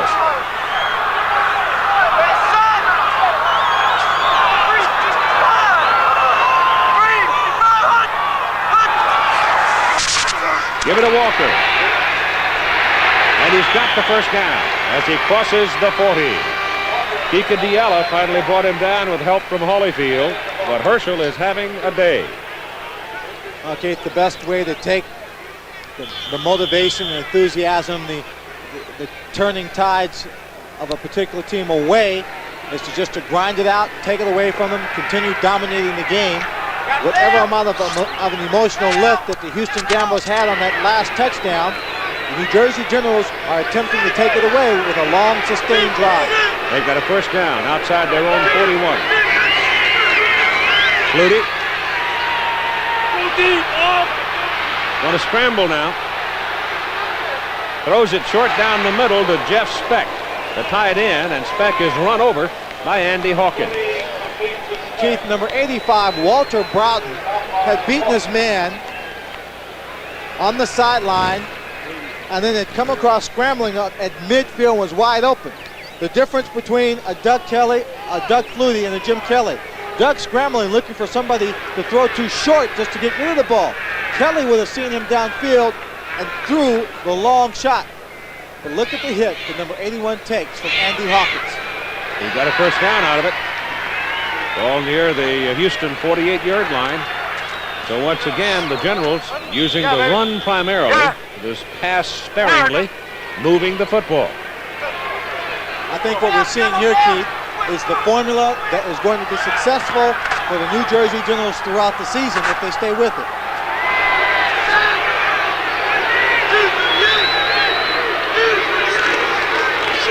Carthen had a little trouble getting the handle on the ball, and Anthony Holyfield, a rookie out of Hawaii, got good penetration and brought him down right about the line of scrimmage. He is a cousin, Keith, of the boxer. Evander Holyfield, is that his first name? Evander from Evander Atlanta. Holyfield. 3-3 ball game, first quarter between the Stars and the Express. And next week, we're planning the Memphis Showboats, who've got to get their boat in better water, against the Baltimore Stars at Baltimore. Second down and still about 10 as Flutie goes to the sidelines and misses Maurice Carthen. Threw the ball a little behind him and high. So Tim Brandt has now informed us that the information on the x-rays is there is no break in Kelly's dislocated ring finger on his right hand. They have put it back into place. He has been out and taken some snaps and thrown the ball and wants to go out and play some more. Keith, it's third down. Number 75, Chris Ream, just went into the ball game. He's an offensive tackle, but he's playing in the goal line defense for Houston. Flutie dumps it out here to Sam Bowers, and Bowers has the first down. He got the Houston secondary preoccupied with Clarence Collins, Walter Broughton, and Herschel Walker. They had put Walker wide, and they had to be concerned with Walker. That took Kiki Diala outside to cover Walker, and all of a sudden, here comes the tight end across, and there's nobody there. Just a little shallow crossing route. He has time to kill, so he starts backing up, waiting for Flutie to find him. Big third down play for the New Jersey Generals and sustaining a very, very long drive here in the third period. They've got it first down just short of the Houston 30.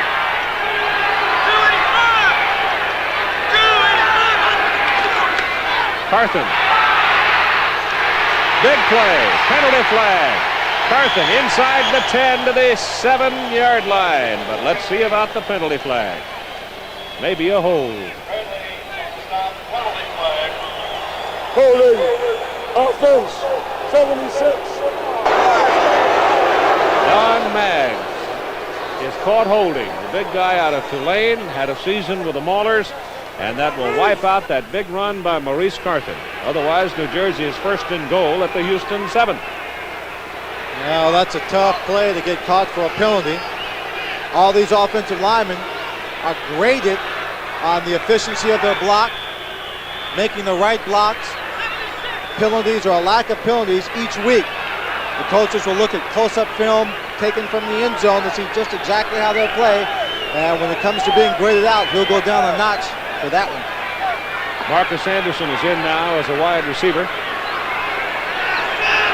First down and 20 for the Generals. Carthen can't get outside this time. He's pinned in and then brought down. 76, Rayford Cooks is the man that sealed it off. Van Hughes makes the tackle for the Gamblers. So back into the lineup now comes Clarence Collins, Clarence Harmon, and Sam Bowers. Keith, you've got bodies flying all over the football field. Maurice Carthen was looking for a place to run. Herschel was on the outside trying to find the block, and he was trying to block number 57, Mike Hawkins. Mike Hawkins picked him up and slammed him to the ground. It's second down, 20. Herschel Walker's a wide man and going downfield. Flutie's pass. Collins can't pull it down. Clarence got one hand on it and couldn't pull it in. He slipped behind Mike Mitchell. Mike Mitchell was the man that Chuck Fusina and company picked on last week in the Astrodome, but today New Jersey has not exercised anything against Mike Mitchell. He's been playing his position tough. Jim Moore told us he wasn't picking on Mike Mitchell, but I don't believe that, Keith. I think they were picking him quite a bit last week because they just went at him much too often. That time, Clarence Collins just got inside, had a lot of room to run for the post pattern. Flutie was just a little bit too deep with that pass. Third down and a little more than 20 now. As Flutie drops deep. Gets it off deep for Collins. Incomplete. Batted away by Mitchell. Mike Mitchell was right with him. Had him covered like an Indian blanket and slapped it away. When you start picking on defensive backs, they start feeling like wounded animals, Keith. You back them into a corner. They say, wait just a moment. You know, I can give up a pass or two here and there, but don't come after me every time because it's my job. I'll prove to you I'm a lot better than a touchdown here and a touchdown there. Mike Mitchell bounces back very quickly with a great play. Rick Partridge in to punt. He'll hit it around midfield. His only kick so far today, one of 35 yards. Very dangerous man. Gerald McNeil is deep, standing back on the Houston 10. 3:40 to go, third quarter, 24-17. New Jersey leads by 7. Partridge kick is very high. McNeil circles under it, lets it go, takes a big bounce, and goes out of bounds. Went straight sideways and out of bounds at the 7-yard line. Well, one of the most traveled men in the USFL, Jeff Partridge, gets a great punt. Kelly comes into the ball game, his team trailing 24-17. The New Jersey Generals had the ball for 8 minutes and 21 seconds, ran off 13 plays and had the punt. Primarily the result of the holding penalty, and Jim Kelly, who had a severe dislocation of the ring finger on his right hand, his throwing hand, put it back in place. X-ray showed no break, and he's in the ball game to take the snap right here. Kind of dangerous, because if he's lost feeling in that finger, it could be a problem. McNeil, that little pop inside, and McNeil runs it out of trouble, comes up to the 19-yard line. McNeil lost the football, had a fumble on that very play when it looked like Houston was going to score against Baltimore last week. But so far today, he's run it 3 times, and that time turned in the biggest gain. Tough little man, went to Baylor University, actually born in Germany. Number 75, Chris Ream, the man we mentioned who was in on the defense, is now in at the right tackle for the offensive unit. It's first down as Kelly drops to throw, wings it out to Richard Johnson. Johnson dodges Perry Daniels. Daniels flashing across, missed him on an attempted tackle, and Richard was able to get another 6 yards out of the play. Richard's playing extremely well, but even as well as he's playing, Keith, a lot of these plays are going for less yardage than he normally would take them for. You watch right here, he doesn't turn on the burst, he's heading right out of bounds. Normally in this situation he would cut to his left and try and split those 2 defensive backs and cut across field. But he did step out just past the marker, and he's got a first down up at the 29. Johnson 9 catches for 92 yards, averaging better than 10 yards per catch. Kelly back, gets his pass off, pass is thrown behind Richard Johnson that time. And now Todd Dillon, the man that took Houston to the end zone after Kelly's injury with Tim Brandt. Keith, when I was in the locker room checking on Jim Kelly, they came running in there screaming for the wristband that he wears. Tell me about the wristband and why'd you need it so badly? Well, we send the plays in off the wristband, and they're about maybe 10 to 15 words long, and it's hard to get the play run in there and get it translated without a word loss somewhere along the way. Did you feel awkward in there coming in that situation? No, that's the way I like to get put in the game. All right, Keith. Get put in late. Pretty cool customer. Second down and 10. Verdun. Fumbles the football. Penalty flag down on the field as New Jersey scrambles for it, and I think Houston's got it back. You may get a clothesline call here as Verdun is not getting up. Or is it McGee? Scott McGee it is. Number 88. Now Scott's up, but he is woozy. He is groggy, and I don't think he'll come back in the ball game. Believe me, that place I am all too familiar with. It's not a good place to be. He came across and just took one right across the helmet. Now the rules state that you cannot intentionally tackle a player around or about the head. We see number 13, Gerald McNeil, also laying on the ground, hurt from that same play. It looked as if a Houston Gambler player did recover the ball. I think it was McNeil in pursuit of it. He might have been the one buried. 32, defense. We'll take a look at it. You see here the play. Now right there is the hit that causes a fumble.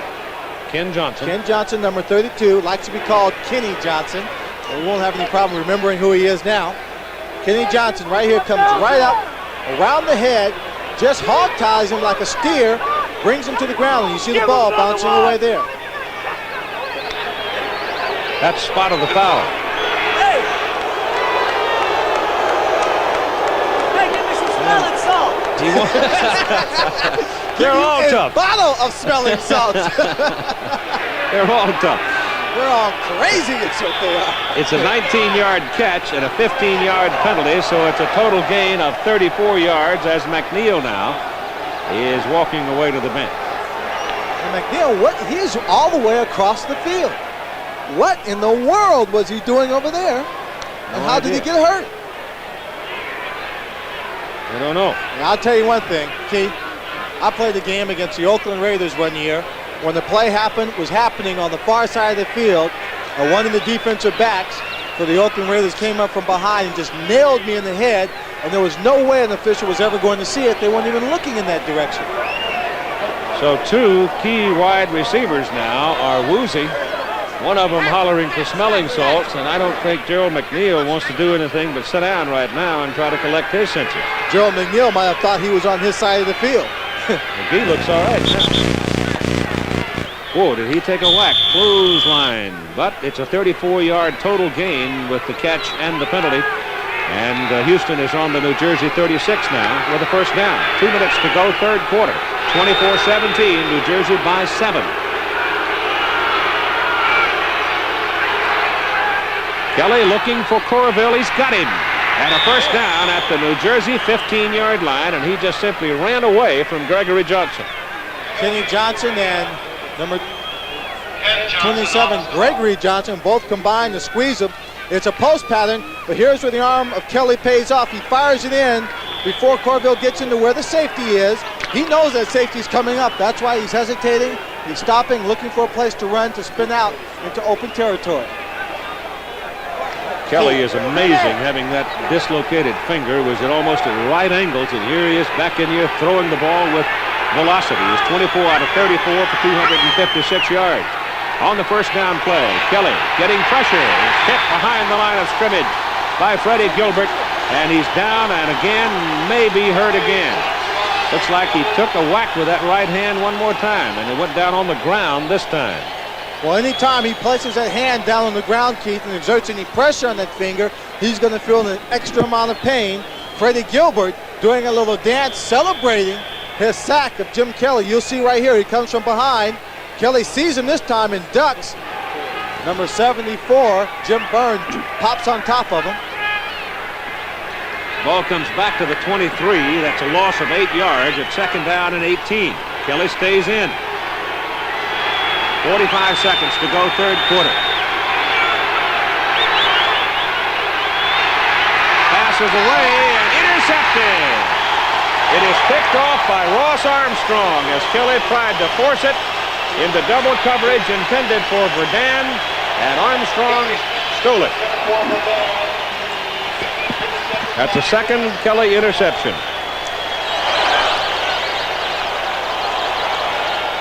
Well, here you see Jim Kelly. Again, he's trying to force it in. The receiver is open, but Armstrong just times it, cuts in front of the ball, makes a great diving catch. So New Jersey gets the ball back at their own 11. leading by 7. So the second interception of Jim Kelly, and I don't think the sore hand had much to do with that one. He just tried to throw it in too many bodies around it. Yep, you're right.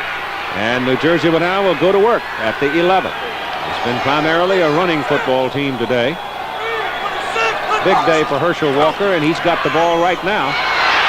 He broke one from the 12 for the first score of the ball game, traveling 88 yards, and he pops that one off the right side with some authority, gets it out to about the 19. Okay. That'll be the end of the third quarter as they let the clock run down. So we played 45 minutes. It's been a lengthy ball game today. And after 3, it's 24-17. New Jersey back after this message and a word from our local station.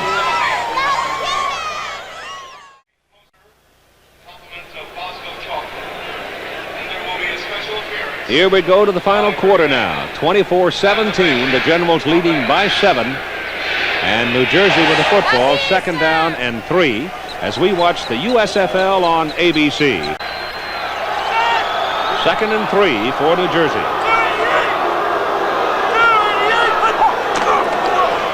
Carthen bouncing outside. Good play by number 57, Mike Hawkins, the left side linebacker, and he knocks him down right about the line of scrimmage. Mike playing with his brother Andy. Now the defense really has to dig down now to try and stop the New Jersey Generals, and more so because of the clock, Keith, as opposed to the yards that they might gain while the offense possesses the ball.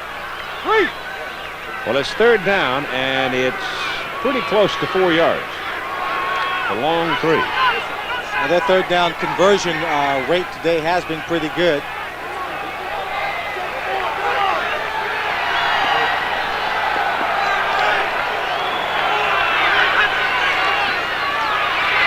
Flutie rolling out. That's the first down. There's the quickness of Doug Flutie, and he picks up the first down. Tim Brandt now with Scott McGee. Keith, when I talked to Gerald McNeil, he said he was punched on the other side of the field. I'm with Scott. He took a clothesline and a little bit dizzy. Yeah, just a little bit. I'm trying to get the cobwebs out right now, but the game's turning into a very physical one at this point, you know, and it's going to be exciting. I think it's going to come down to the wire. Are the Generals taunting you guys out there? No, they're coming at us hard. I think both sides are playing very physical, and you know, they're throwing some cheap shots, and I think you know, we're just going to have to come back and play our game. All right, Keith. Right now, the defense has got to take the ball away because New Jersey has picked up the first down, and Flutie throws for the first time today on a first down play, and he just misses Clarence Collins. Collins turned one way, the ball wasn't there, came back the other, and by that time he couldn't reach it as Will Lewis was defending. Will Lewis almost had a shot to intercept that. Whoa, hear this. Upset City, San Antonio, 15, Birmingham, 14, as you look at the replay. And Nick Mickemeyer hit 3 field goals for San Antonio. You can see that Collins was available, but the ball was behind him. He turned inside, then he turned outside. The ball came inside, and Will Lewis came up. As you see there, the score that we just told you about, the final score, the Stallions being upset by the San Antonio Gunslingers. The Gunslingers who've had a rough time getting going. They trailed 3-3 in the second quarter in Los Angeles. They beat Portland last week 33-0, and now today, get by Birmingham 15-14. 2nd down and 10 for New Jersey. Just outside the 24. Flutie gives it to Walker. Hole over the left side for Herschel. Out to about the 31. They'll need about 3.5 yards for their first down with 13 minutes and 45 seconds to play in the game. Coming up to this 3rd down situation. 3rd and 4. Flutie gives to Walker. He's close.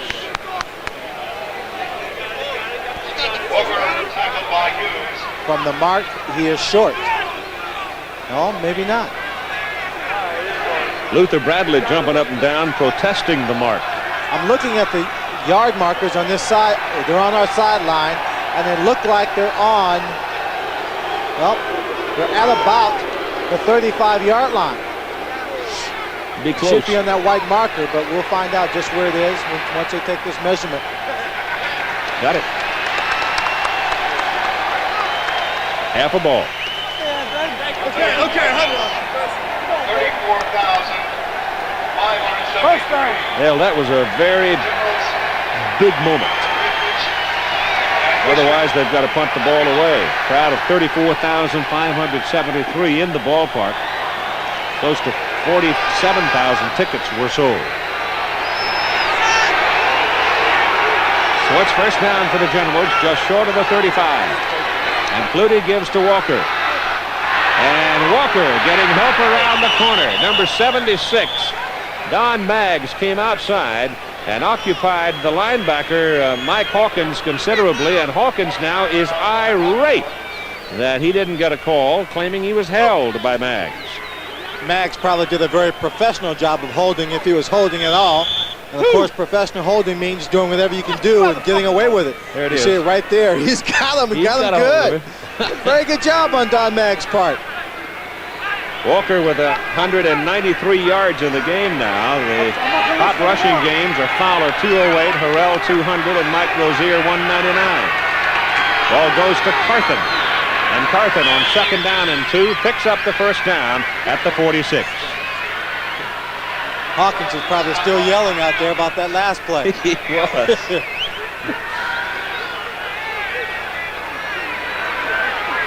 I don't know. Don't worry about it too much, Mike. It's going to happen more often than not. First down, Generals. And this time Walker comes way wide. A little flip downfield to Walker. He's got it, gets away from Bradley for a moment and takes it down to the Houston 35 and has a first down. That's one of those halftime plays, Keith. When I say halftime plays, I mean a play that they saw would work at halftime and says, well, we won't worry about it. Next time we'll come out and we'll find Herschel Walker and we'll just flip it to him. Obviously, the defensive backs are not coming up on Herschel Walker, giving him a lot of room because they were afraid, you know, he might run past him or it might have been a mix-up.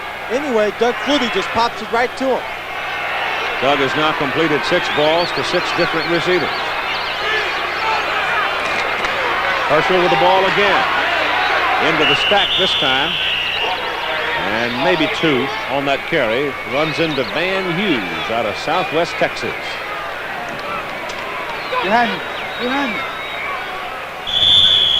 The defensive line of the Houston Gamblers has to be a tired bunch. They're resorting to offensive linemen to give them a spell, to back them up when they're tired, help them play their prevent defenses. Walker got 1, second down 9 from the 34.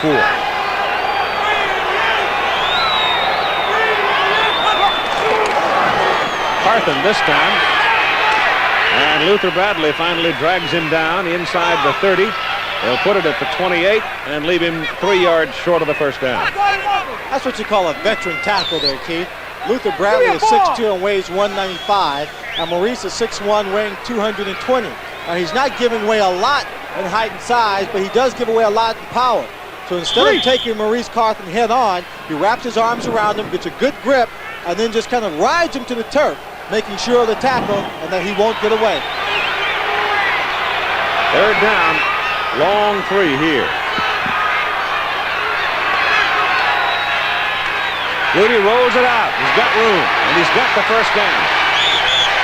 Flutie steps out of bounds just inside the 22. And the light rain is starting to come down now, Keith. Very light mist. I'm just hoping one thing on this Easter Sunday, it doesn't turn into snow. Tomorrow's going to have snow flurries. Doug That's Flutie, exercising your talent right there, isn't it? that is, but it's all a result of the great day that Herschel Walker is having on the ground. Doug Flutie came into this ball game somewhat miffed about taking so much criticism for his play as a leader and the quarterback for the Generals. A lot of that pressure's been taken off by Herschel Walker this afternoon. Flutie is 40 yards on 4 carries. Walker goes slashing into the middle and moves the ball. He's close to the 16-yard line. Walker. But that's one of the differences, Keith, in being a college player and being a professional. Once you start getting paid to do a job, well, part of that entails being able to take the criticism and always having the eye of the media upon you. Herschel now with 198 yards. That's the 4th biggest game in USFL history, and he's got 9 minutes and a half to go in this game.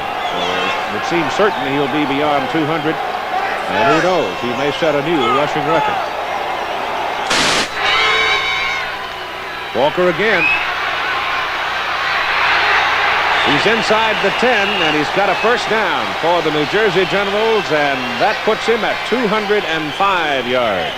Just 3 yards short of Todd Fowler's all-time best in the USFL. He just squeezed right in between Todd Fowler and Sam Harrell. But number 27, Luther Bradley, was shaken up on the play. He and Walker butted heads, I think. Oh, what a losing battle for Luther.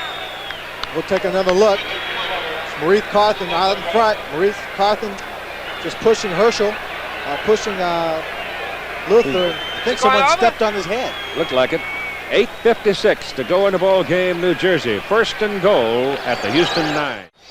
For the punishing ground game of New Jersey today, this drive started with 38 seconds left in the third quarter. Now we're in the fourth quarter with 8:45 to play in the game. Kelly staying warm on the sidelines. And New Jersey just pounding along. Walker with 205 yards, and he's the lone remaining back, and he's got it one more time. And he gets maybe 2 on that carry. That'll get him up to 207 and leave him 1 yard short of the USFL record.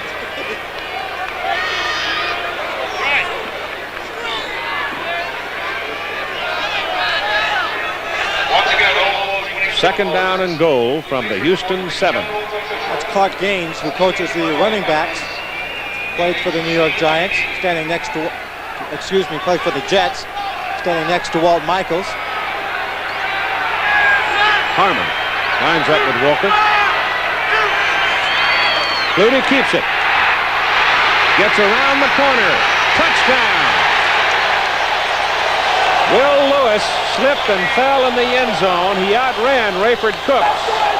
Lewis, trying to cover the receiver in the end zone, could not come back to help out. And Flutie ankles in.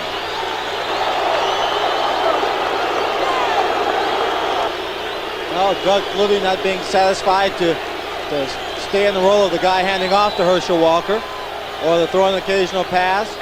Works the bootleg to perfection, the naked bootleg, no one out in front of him to block. He goes it alone for the 6 points.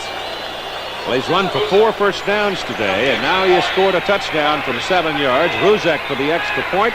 8:02 to go in the ball game, and it's now New Jersey 31 and Houston 17. And the heat's on.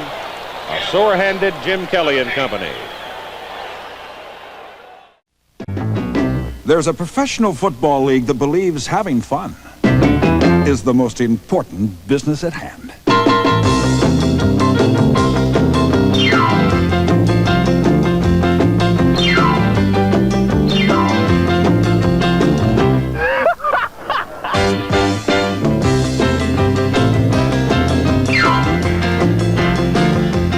The USFL, where football is still a game. The preceding message was furnished by the United States Football League. 31-17, New Jersey leading. You'd think that might be secure with 8:02 to play, but not so with Houston. They marched 89 yards, 16 plays, and burned up 7:36 off the clock. Ruzek kicks off, high and short. Eason. And Eason comes out to the 28-yard line where he's brought down. And the Gamblers get the ball with 7:53 to play in the game. Doug Flutie, 6 out of 13 for 82 yards in passing. He's run for 47 yards, 4 first downs, and now 1 touchdown from 7 yards out. There's a scoring drive that we gave you. But in the second half, it's been New Jersey just simply possessing the ball, 17 minutes plus. Gerald McNeil is back in the lineup as Houston goes to work, and that pass is deflected at the line of scrimmage. Again, there was number 90, Freddie Gilbert, who deflected this pass. And we have to give some credit to the defensive coordinator for the New Jersey General, Dale Lindsey. He's been playing most of this ball game with 4 defensive linemen. You see number 90, Freddie Gilbert, right there, going in, getting his hand up in the air, knocking the pass down. one middle linebacker, that's been Bobby Leopold, and 6 defensive backs throughout the afternoon who have been inflicting punishment. Kelly caught, and the pass is almost intercepted by Bobby Leopold, but they're calling him in the grass back around the 21-yard line. Whistle stopped it. Jim Byrne had him to the leg, and that's the 3rd sack for the New Jersey defense. They put it on the 22. Kelly now is 24 out of 36 for 256 yards. Of course, that won't go as a pass. It was whistled in. From the 22, back goes Kelly again. On 3rd down and long, shoots it up the middle. The pass is caught, but it is short of the first down by Clarence Verdun. They've marked Clarence down around the 33, and he had to go to the 38 to get the first down. So it is 4th down and 5, and they're going for it. Well, I think they have to. 7 minutes to play in the game. They trail by 14. Kelly rolls out, going to run for it. Penalty flag down. Kelly dives, and I don't think the mark is good enough to get him his first down. Bobby Leopold got a hold of him. Kelly trying to spin it upfield. They have marked him short of the first down, but let's see about the penalty. That might have wiped it out anyway. Offense. Against the offense. Dan Rosado, the right guard out of Northern Illinois, is a rookie. Now the mark looks like it would have been a first down. The goals for naught.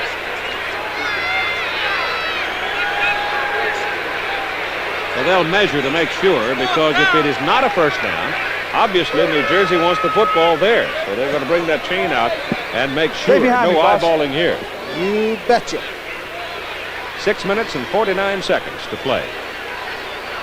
Walt Michaels standing right behind the officials. If it is a first down, they will accept the penalty. If it is not a first down, they'll decline the penalty and take the ball.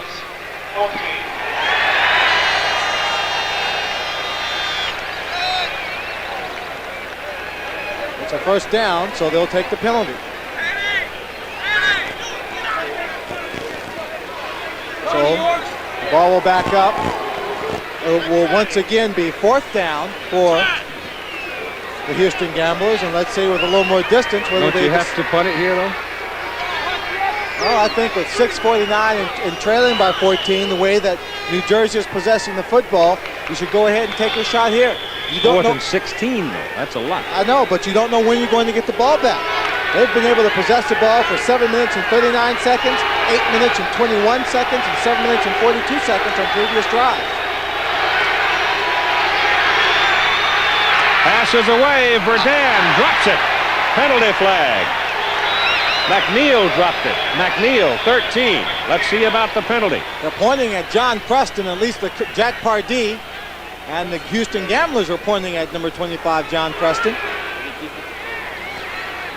He was covering Johnson on the play. Defense, number 37, first down. Oh, boy. Jerry Holmes got flagged for it. Holding, and that carries a first down with it.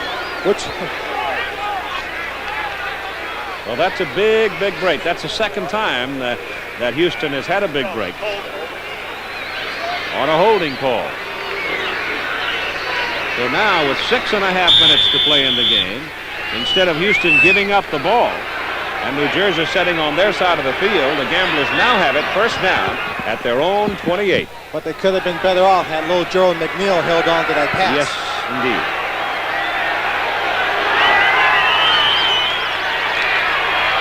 This is to Richard Johnson, and he drops the ball. Same play, except it was Johnson, and it was on his hands, and he dropped it. Keith, let's call down there Director Craig Janoff and see if that wasn't a replay of the last play. I don't know. I mean, you might be concerned about the hitting, but Johnson said the hitting wasn't going to bother him. They were just going to have to play it tough. That one just went right through his hands. Stay back now. Stay back. Give John room. Lack of concentration there. So it's second down and 10.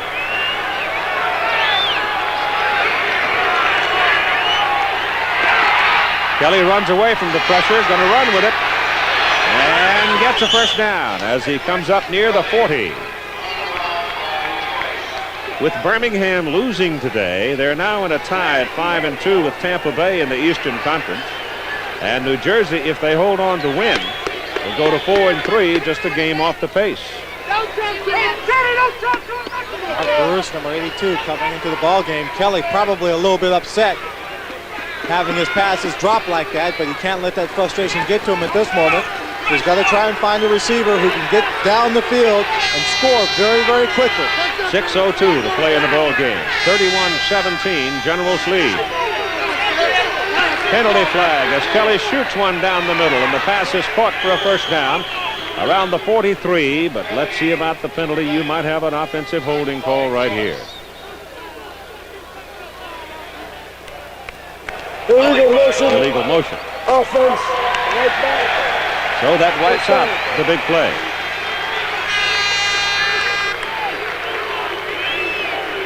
In the Western Conference, if Houston loses today, it means that Denver and Oakland will be playing at Denver. Denver and Arizona will be playing for a first-place tie at Denver tomorrow night. I think Arizona showed everybody last night that they're getting tougher and tougher under Frank Bush. Well, the Houston Gamblers are making it very difficult on themselves, trying to come back here in the fourth quarter with 5:40 to play, and penalty after penalty. First and 15. Kelly's pass is away. McNeil did not run the fly. He stopped short in front of Jerry Holmes. Kelly let the ball go. So they just simply read each other wrong on that play. On second and 15, Kelly with time goes down the middle for Richard Johnson. Can't quite run it down. And he limps a little bit too on that play, Keith. If he's healthy, he catches that ball and scores. Well, even not healthy, it looks like he could have laid down and caught it. Well, he's coming right off to the sideline because I think he hurt his hamstring again, Keith. He's signaling he wants to come out. He was limping on the last part of that pattern he ran too.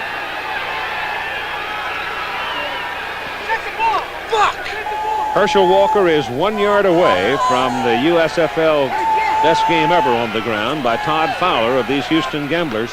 Right now, the Gamblers controlling the ball, but trailing by 14 points. 5:25 to play in the game. Third and 15. Kelly's pass to Burdan, and he's caught it for a first down near the New Jersey 43. Gregory Johnson, the coverage. Oh, he threw that one under pressure. The pocket closing in all around Jim Kelly. We'll look at Clarence Burdan. He gets inside of Terry Daniels. They have 6 defensive backs. He's just reading them right there, trying to work open. Kelly's pass thrown out of bounds. Incomplete. Stops the clock at 4:52 to play in the ball game. Now the fans are booing a little bit, thinking that Kelly should be flagged for intentional grounding, but he had a receiver near the sideline, which means he can throw it in the upper rafter if he wants to. Richard Johnson has now come back. Back it up, back it up. Maybe he was just tired then. But by the way he's dragging that leg, Keith, he is not the man to go to on the deep route to score quickly in this drive.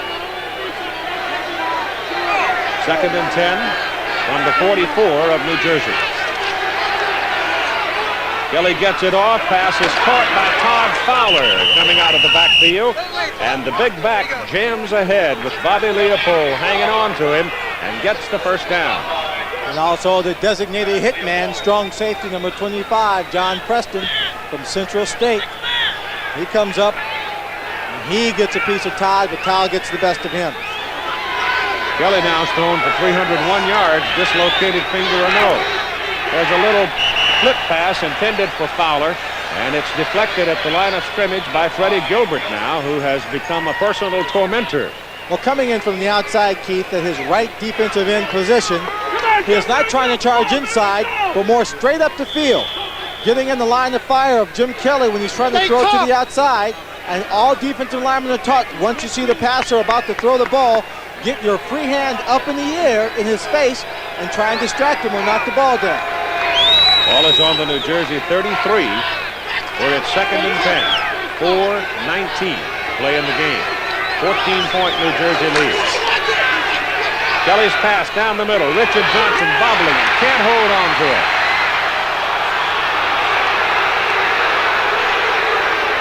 John Preston rode Johnson down, and Richard simply could not hang on to it. Never did get a real grip on it. No, he didn't. So they're looking at 3rd and 10 now. We call those 5-yard catches, and my coach Lionel Taylor always said we never had time for them. His coach Robert Ford makes his receivers, every time they bobble the ball like that, drop down and do 15 push-ups when they're in practice. At this rate, he's got a lot of push-ups when he gets back to Houston. 3rd and 10.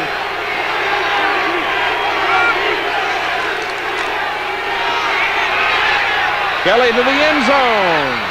Touchdown. Touchdown. Great catch by Clarence Verdun.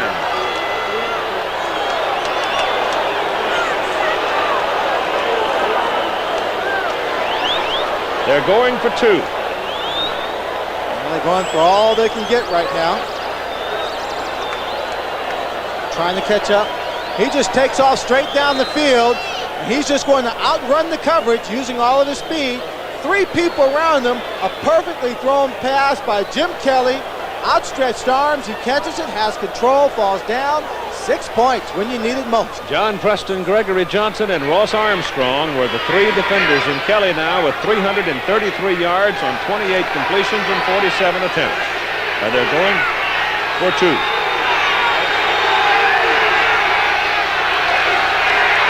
Pitches it back to Fowler. And he runs a little option action down the line, flips the ball back to Todd Fowler, and he walks in free and clear, and it's 31-25. Jim Kelly grimacing as he comes off after that option play. Obviously, he's hurt that hand again, but I'm sure he'll stay in. Another look. Great pass and catch. Kelly to Verdun.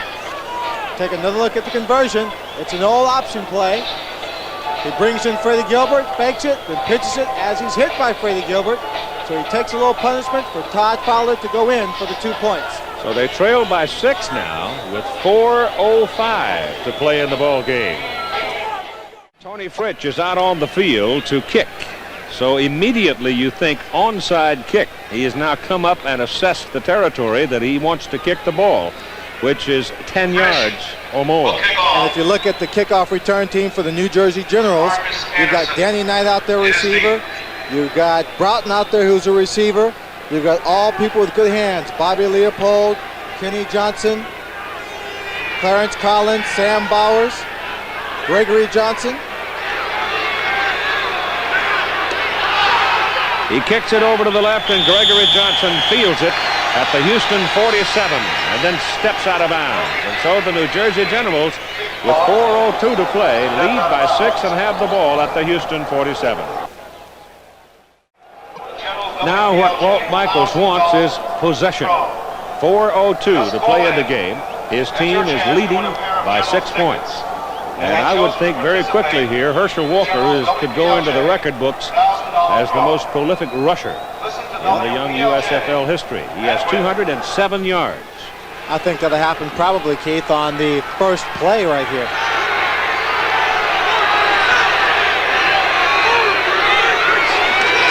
He's got it. And he goes from the 47 down to about the 43 for a total of 211 yards, surpassing the league record of Todd Fowler at 208 yards.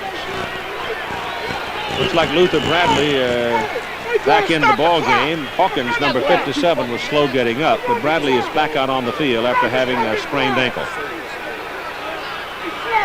It'll be 2nd down and 6 now for New Jersey. The reason why Pardee opted to go for the onside kick was because he wanted to get the ball back, yes, but also to keep it away from the possession offense of the New Jersey Generals, as they have dominated this ball game with ball control. Walker again, big hole over the left side, and runs for a first down inside the 35 to the 34.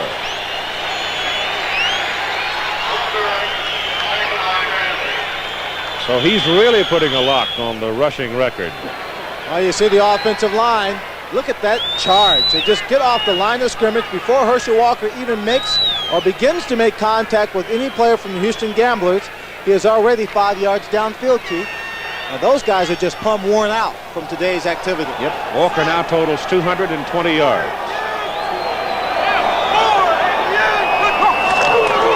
Carthen this time, and Carthen has the big hole over the left side. And a very hard runner, and he's close to another first down. They get him at the 25, and that'll be roughly a yard and a half short of the first down. They just have not been able to stop New Jersey's ground game. Clock is rolling at 2.5 minutes to play in the game. 31-25 the score. The Generals lead.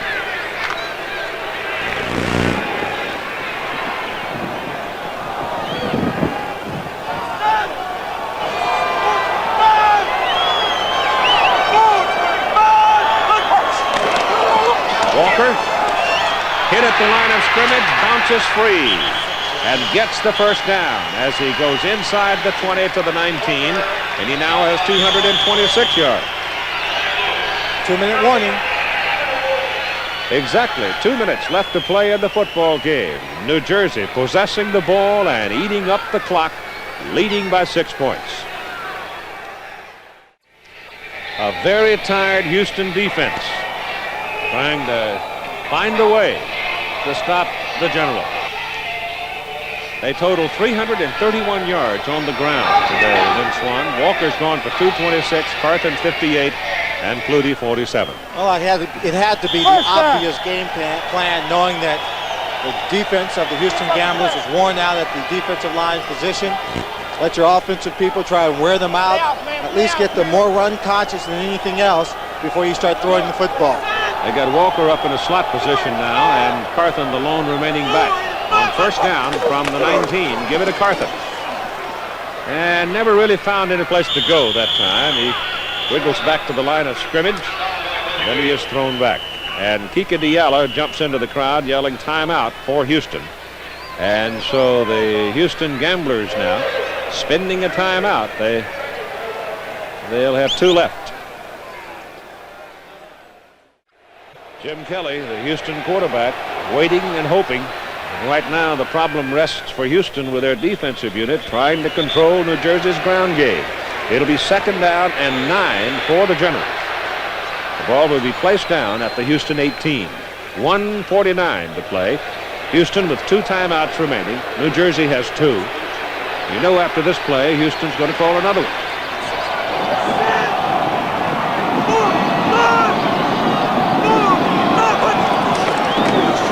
Flutie keeps it. Gets loose on the corner. Slowed down, and is finally thrown down at about the 13. Short of the first down. Van Hughes came out. Just couldn't quite get to it. Now Doug Flutie had to pick up some very excellent blocks from his linemen in order to get out just that far to be short of a first down. The temperatures have dropped dramatically here, Keith, and that very light mist continues to come down onto the field. Yeah, it's a low 50s, maybe even less, huh? Yeah, I think it's closer to maybe 40, 48, 49 degrees, 47 in that area. It'll be 3rd down and a long 3 for New Jersey.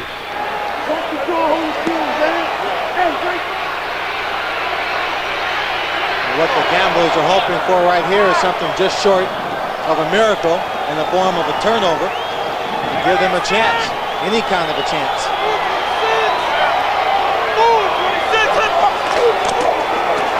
Walker to the outside, has the first down. Herschel Walker broke it outside, and the defenders got caught inside, and nobody could get over there to struggle with him. And the Generals may have slammed the door right there. Well, 1 minute and 31 seconds in the ball game and counting. They're certainly not going to call a timeout to give that man, Jack Pardee, any chance to come back in the ball game. The field goal would make it 34-25. There's good shape right now as Herschel totals 232. The top rushing game ever in the USFL. And Walker is out of there. Flutie mixed up in the play, wanted to give it to Carthen, and Doug slides down back at the 9. He went down rather than take a hit, and he was certainly going to get a hit. He turned around. Clarence Harmon had come in replacing Walker. Somebody was out of position. He turned around, looked like he wanted to give it to Carthen, but Maurice wasn't there. That's it. Well, the Gamblers aren't calling a timeout. I don't think they have any left. They have one left. They didn't call a timeout. Second down. The Generals really do not have to turn the ball over. They can just sit on it at this point. They give it to Carthen, and he runs it inside the 5 to the 4. And so they've only got to snap it. Well, I don't even have to snap it, do they? Nope. Unless they call a timeout, they don't have to do anything. They surely will spend the last time out here. No, I don't think they will. I think the Gamblers have basically thrown in the towel. 8 seconds and counting. They'll let it run off. So Herschel Walker winds up with 232 yards, which is a new USFL record, as the Generals total 343 yards in the ball game, which is also a team record in the USFL. And here's Tim Brandt with Herschel Walker. All right, Keith, a whole lot of work today. 232 yards, a new record. Well, I think a lot of credit should go to the offensive line because they've been coming on strong each week, and they were moving Houston off the ball, and I think they just played a terrific game, and it just happened that I was running tough, and we happened to make things happen. First of all, we touched on this earlier in the ball game when we talked during the game after your long run. But coming into this game, knowing that their offensive line with Caton and Taylor and all those guys out of the game, banged up, was it your game plan just to go right at them time and time again? Well, not really, because when you're in pro ball, I don't care if you got the first team out, the second team was just as good. And I think our game plan was to control the ball because we knew if you give Kelly time with the ball, he's going to score. That was something we didn't want to do. We wanted to try to control the ball and take it down the field. All right, Herschel, congratulations on the new record. Thank you. Okay, Keith. Big day for the big man from Georgia. Once again, your final score, the New Jersey Generals 31 and the Houston Gamblers 25. And so New Jersey now is just a game away from the lead in the Eastern Conference, and Houston is about to be tied for the lead in the Western Conference. The United States Football League, an exclusive presentation of ABC Sports, brought to you today by Ryder Truck Rental. When you move it yourself, it's Ryder or it's wrong. By Kodacolor VR Films, bringing American home in all of its glorious color. Kodak film, because time goes by. By patented Shell SU-2000 Super Unleaded Gasoline. Turn your car into an SU-2000 performer. And by Diet Coke with 100% NutraSweet. It's one of a kind. Travel arrangements made through, promotional fee paid by United Airlines. United flies to Tokyo from more top business centers with 3-class Royal Pacific service. This has been a presentation of ABC Sports, recognized around the world as the leader in sports television.